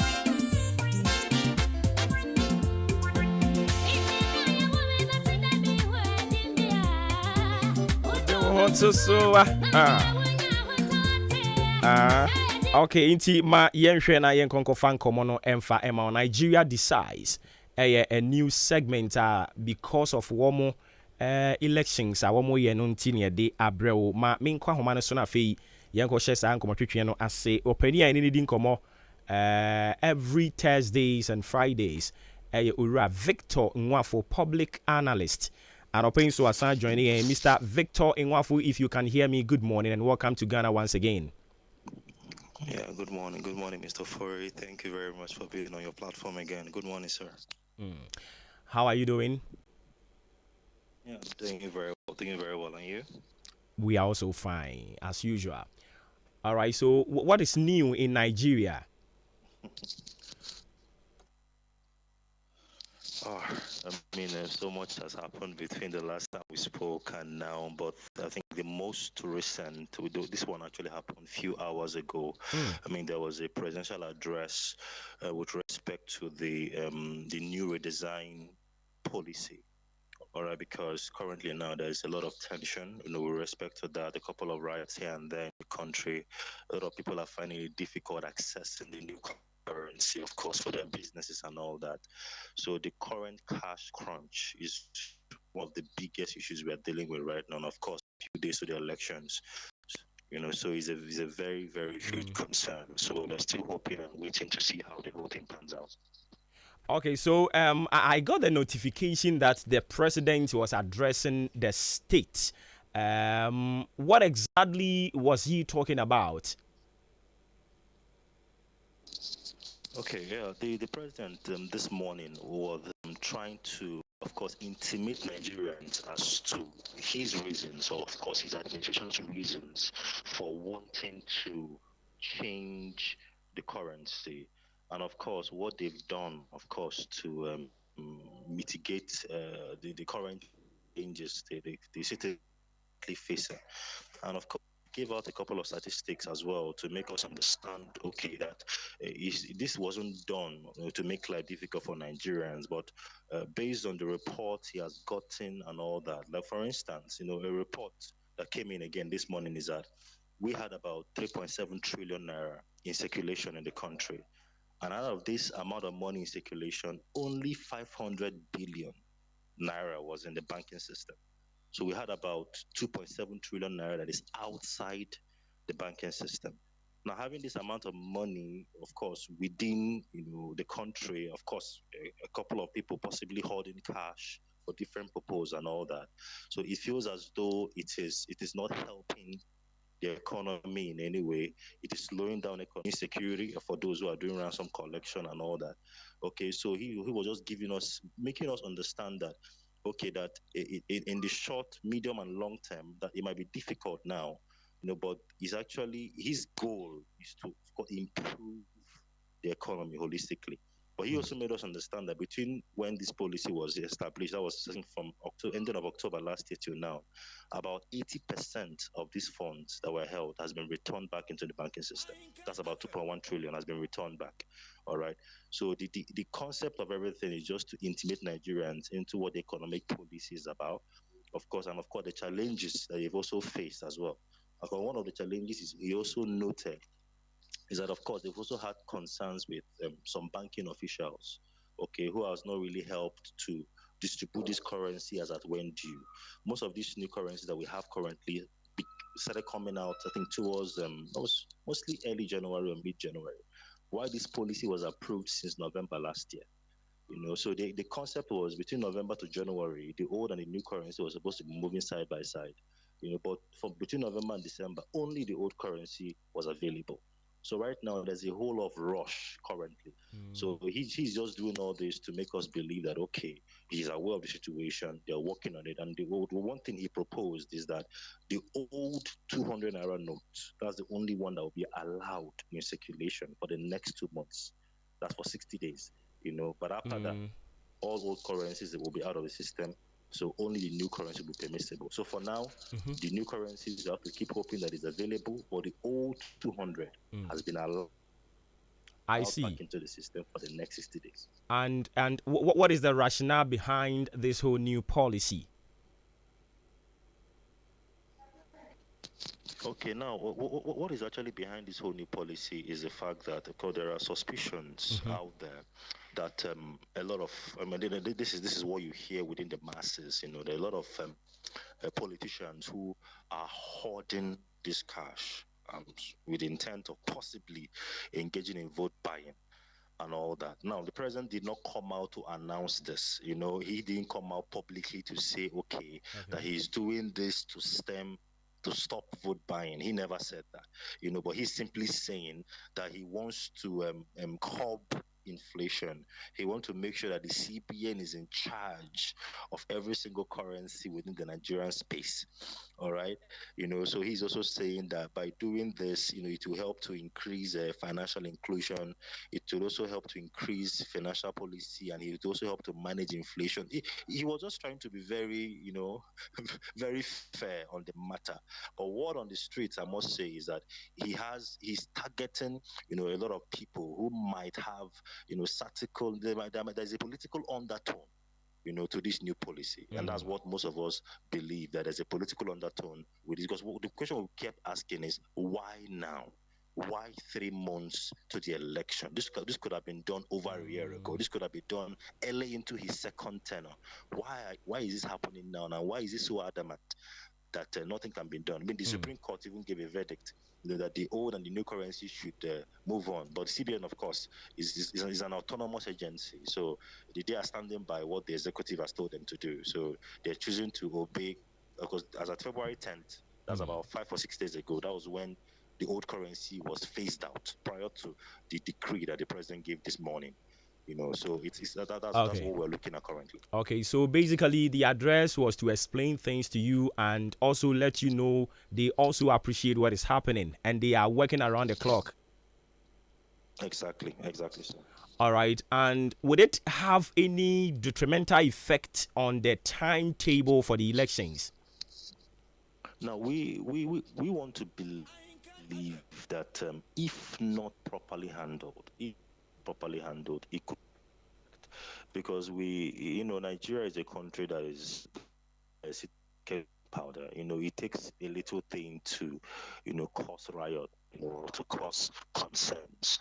But one thing that is really bothering, or one thing that really bothers most Nigerians currently is the fact that they've been patient with this administration. Let me give you a few statistics.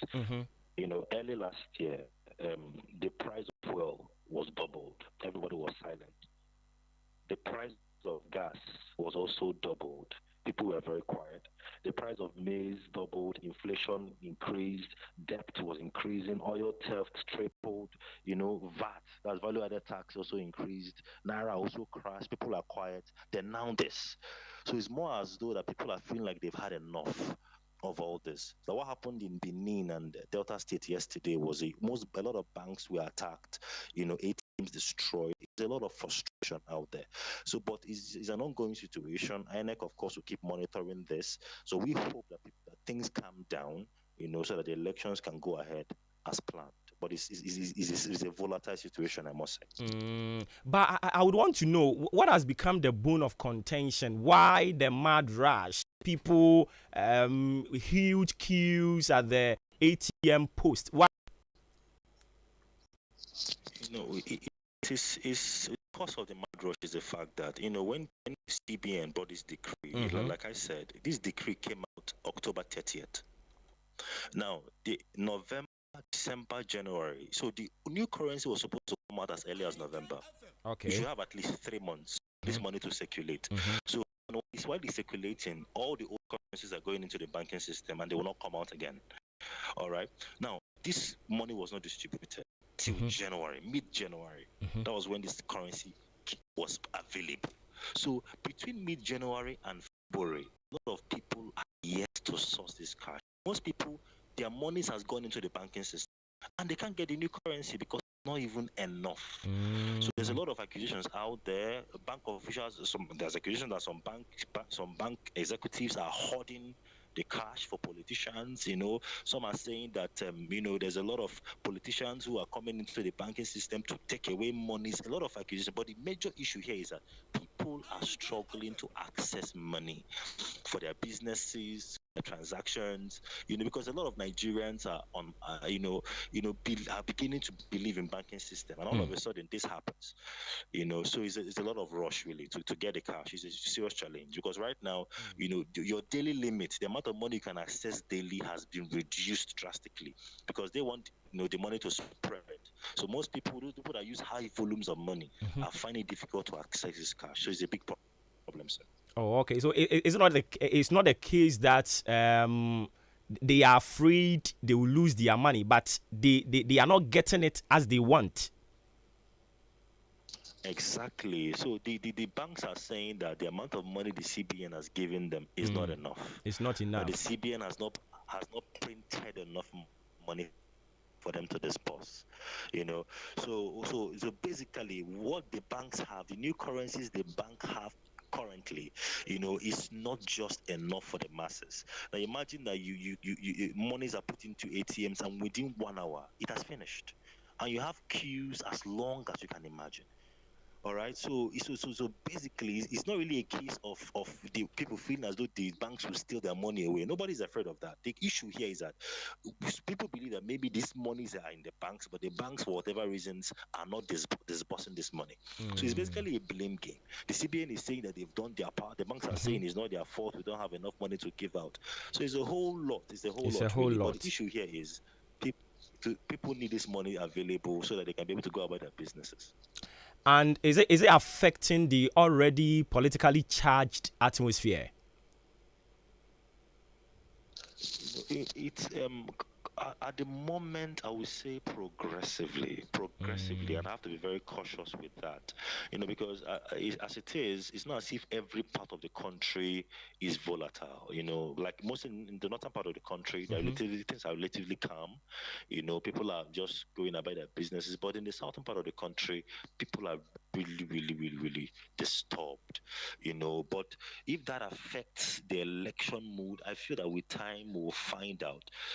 But I want to believe that if this is not handled, it can actually raise security concerns. Nigeria, as it is already having a lot of insecurity at the moment. Now, when this happens, like what happened during the end fast movements, that people went around, destroying things because they felt, marginalized and all that. So, if this is not curtailed, it might, turn into such things. And of course, INEC might choose the safety mode, but pausing the elections to allow things calm down, which we hope doesn't happen really. I see, but have you received any official communication from the INEC with regards to the timetable, looking at what is happening now?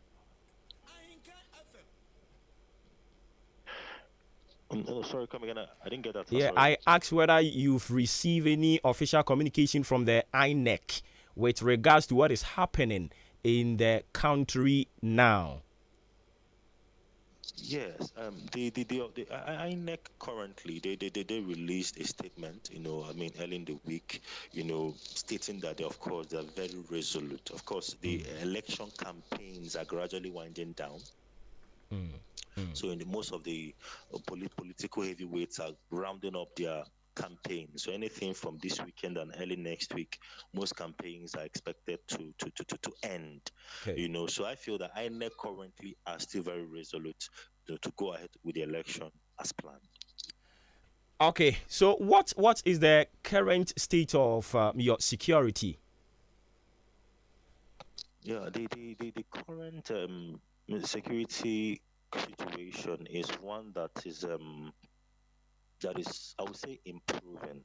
Because early last year we had a lot of insecurity issues.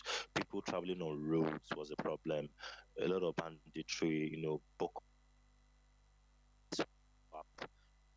The Islamic State of West Africa.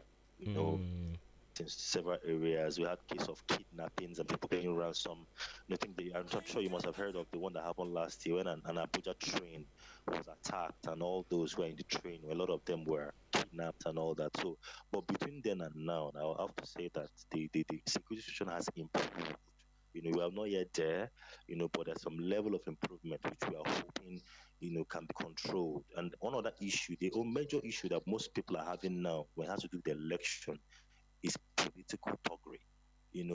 Thugs hired by politicians, to disrupt elections, possibly in their own favor, or in locations where they perceive, they don't have support is there.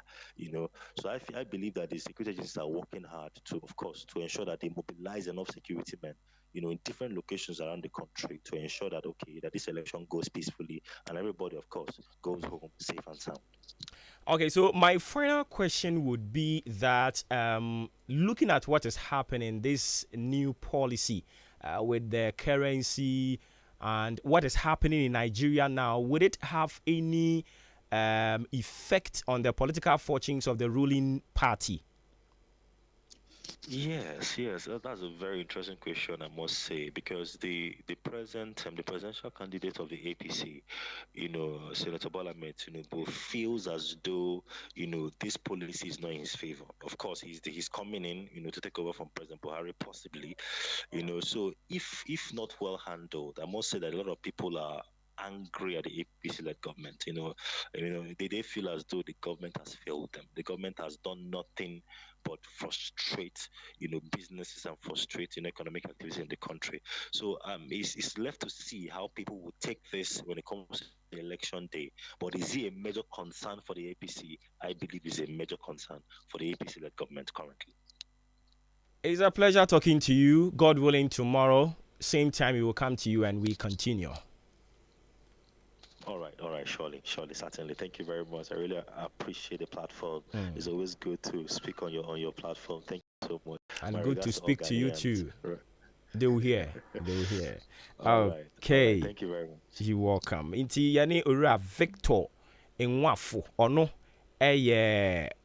public analyst. And yene ne kwatwetwe enkomo no. Inti eya na wahye ne nso. The amame Nigeria Decides a new segment. Aye the aba until some beto ma ba na wie no. Na eno so ye no mo awie. Inti de ekoso Nigeria bia no so no. Ya woda ni fia da bia ye bekọ ho. Na opani waje ato mu so obetwa ho mfoni amaye no.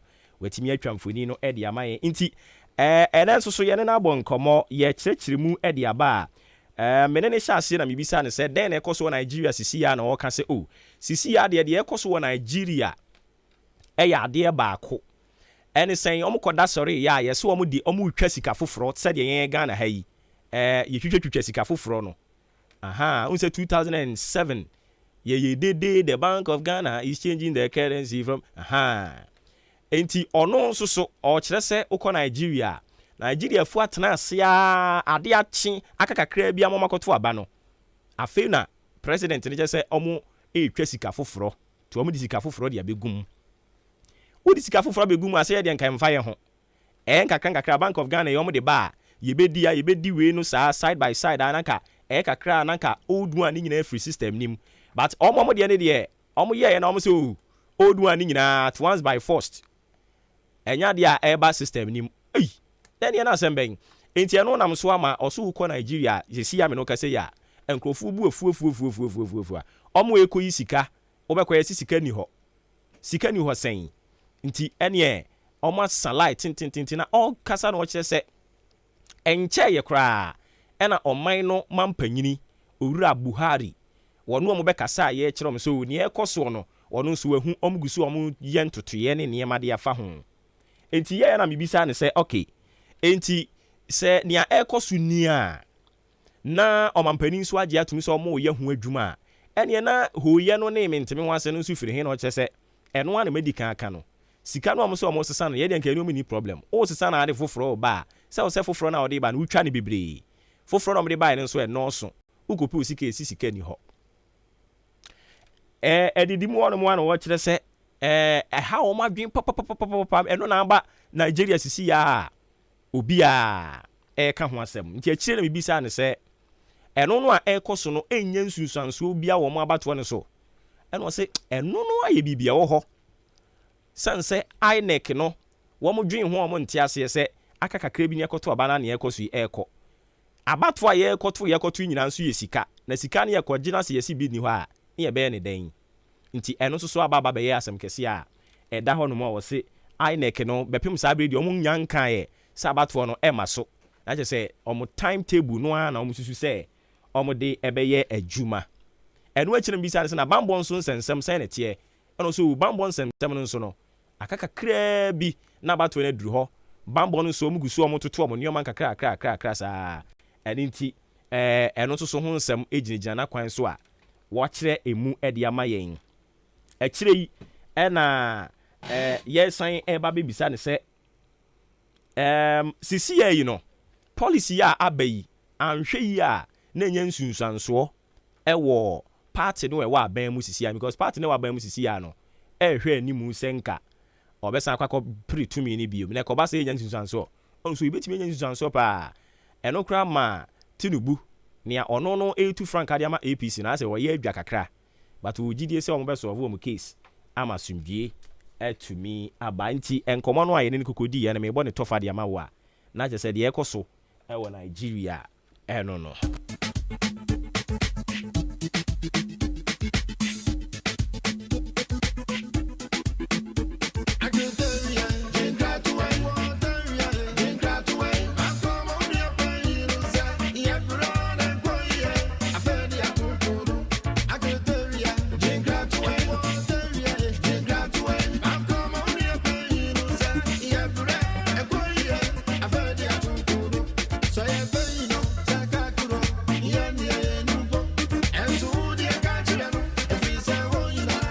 enti ya no me ma okwan na face maka kra bi aka no so agba ewura mu bi na fe ya hwani asore so Yakopon ya adom anwumre ye san ba betoa so me pa cho di ni be aka se free anwan yo bo ba wa ji anwan yin tie o maybe a Nigeria president who was Bukata serious. A few minutes now, you ever saw about half an hour with some for. Now come gathering Mukranaka, Muni and Flesh. Oh, the Ghana for and penny for you, be alone to Paso, over so yes, Candia. It's your idea. A few minutes ever saw about those meat card. It's kind of made the performance on Penagati. Of what more yes, can you know, yes, I know. Yate. Yeah, that's the baby. I know it. We want you to be as a free. Oh, Boba, where you taxi driver, big one, you too.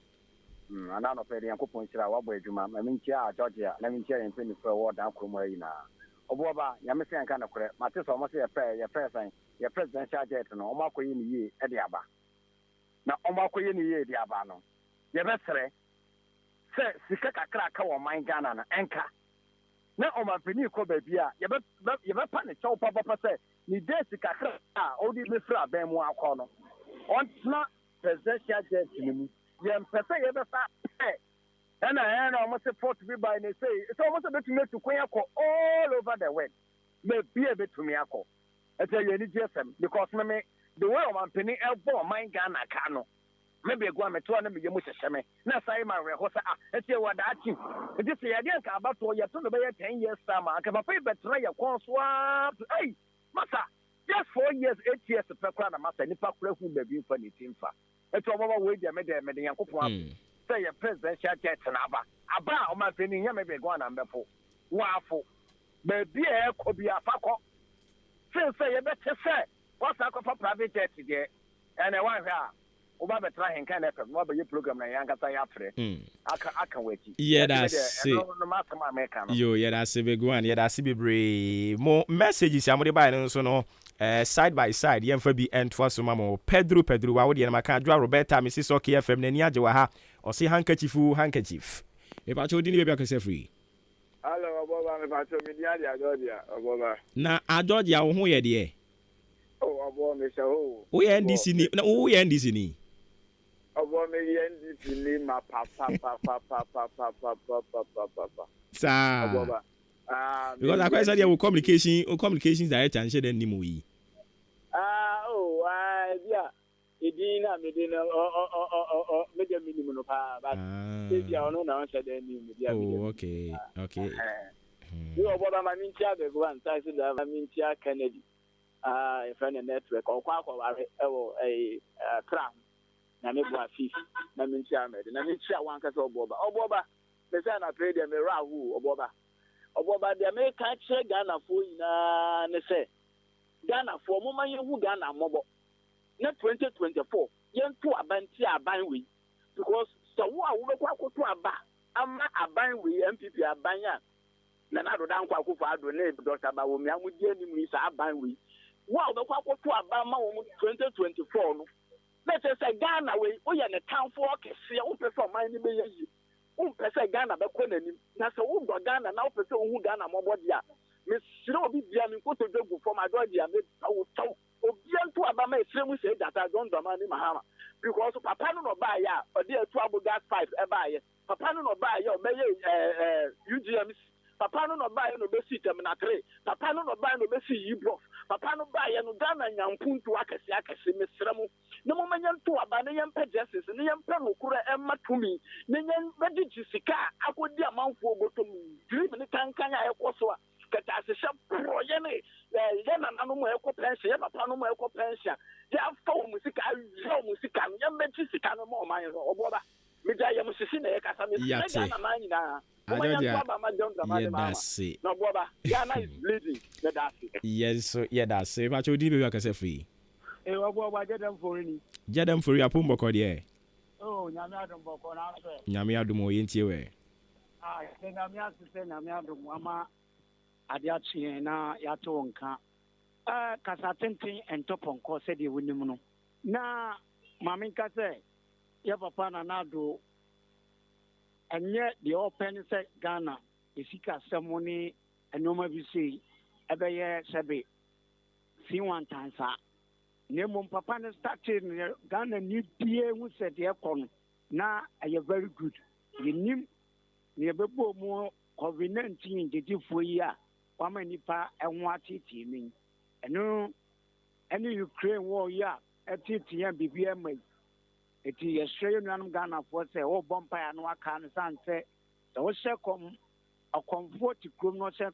akɔmbɔne a wɔte mu bi so ate aseɛ nyɛ kɔ nyinaa ɛyɛ ahomete nanso ne deɛ Ghana ni pɛbia ne sɛ Ghana bɛkɔ sei ɔboɔba yɛmmɔ mpaeɛ na Ghana mfa no ntoma pɛmfra na ɛpɛfra a ɛbɛkɔ yi ama yɛnyina mekyia MC Maverick mɛkyia wɔn abɔ kwasi akwa no makyia me kurom gyɛdɛmfoɔ kyɛmampa bi ɛne the communication director yɛda se bebree wodi ne baabi akɔsɛ free too bad wa mo agyina so akyɛ wobɛtumi asan baabi mepakyɛ wo mo messages a mode baeɛ de toa so wodi ne baabi akɔsɛ free wadaroma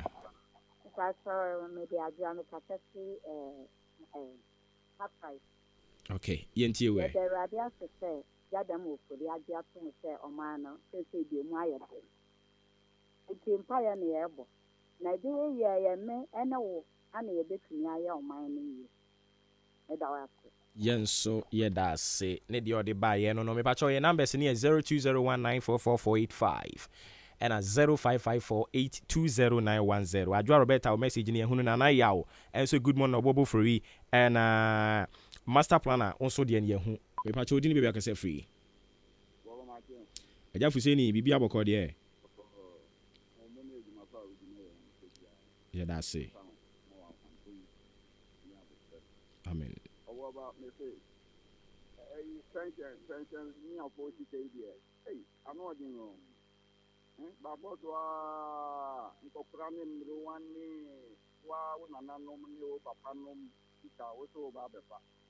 Sorry to cry, you can go away as Adam, and so I'm funny tank of Tika. On one minute, for ya, my home for you. I think, and you, yeah, that's it. Ma Obi son to us so ha AB, me pacho dini baby akase free. Obo. Aja Prince Yentio. Good morning. Good morning. Anapende mamintia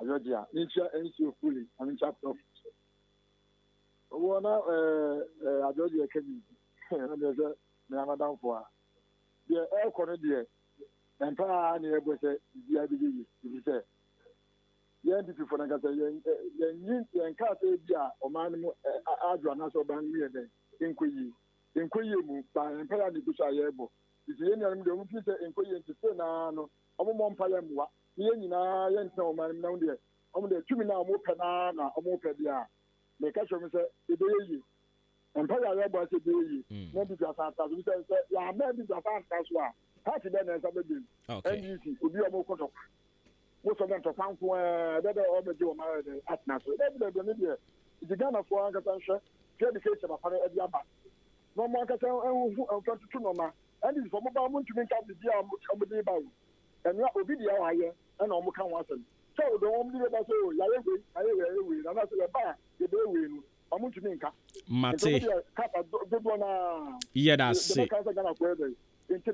ye da se be omo tu aba no na so men before e be bo ye nyina ye da se yes ye da se bi wa cho na utwa to odi ni be akase free me prefer me aso me pa cho yes sir yenti o ya no abone tewa mame me pa cho me nkomo no me ndi no sa ani gina so na woni producer ne kase wa chire ho why okay me da se bebre ayi pekina oni ne kase wa chire ho me nyin free ha ho kra enti eno no messages mienu ne yemfa so na yen sorry we e dia ba ono de o kasa kakra de afa boko ensem no eho yeda say we say good morning Obuoba Ofori Amanfo pacho na ho te say frame Oheneba Michael metie o ewo Oheneba Ventures ye no wo dan car price ya na wachia me mama in fact we show ne de obi atake ya ne na mu bebu say ntina omo aka nyina no pa no omo agyae morning show ne ya omo tie wo no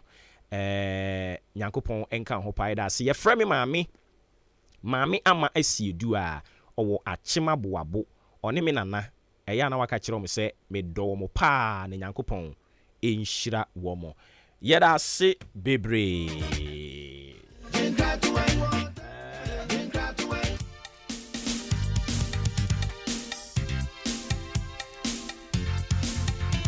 Ebrana we do ntia sorry so.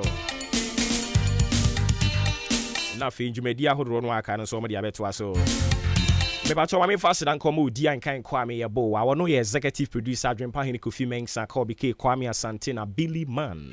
Ofremi Obuoba Ofori Amanfo. Me ba cho de ekoyi o ye number na wa free na wa boy abaso de ankoyi na wa twen adwen si so na wa te ase nipa na efom eye nipa na ede che anwumre yensan hia e wo boiling issues eso kwaku enin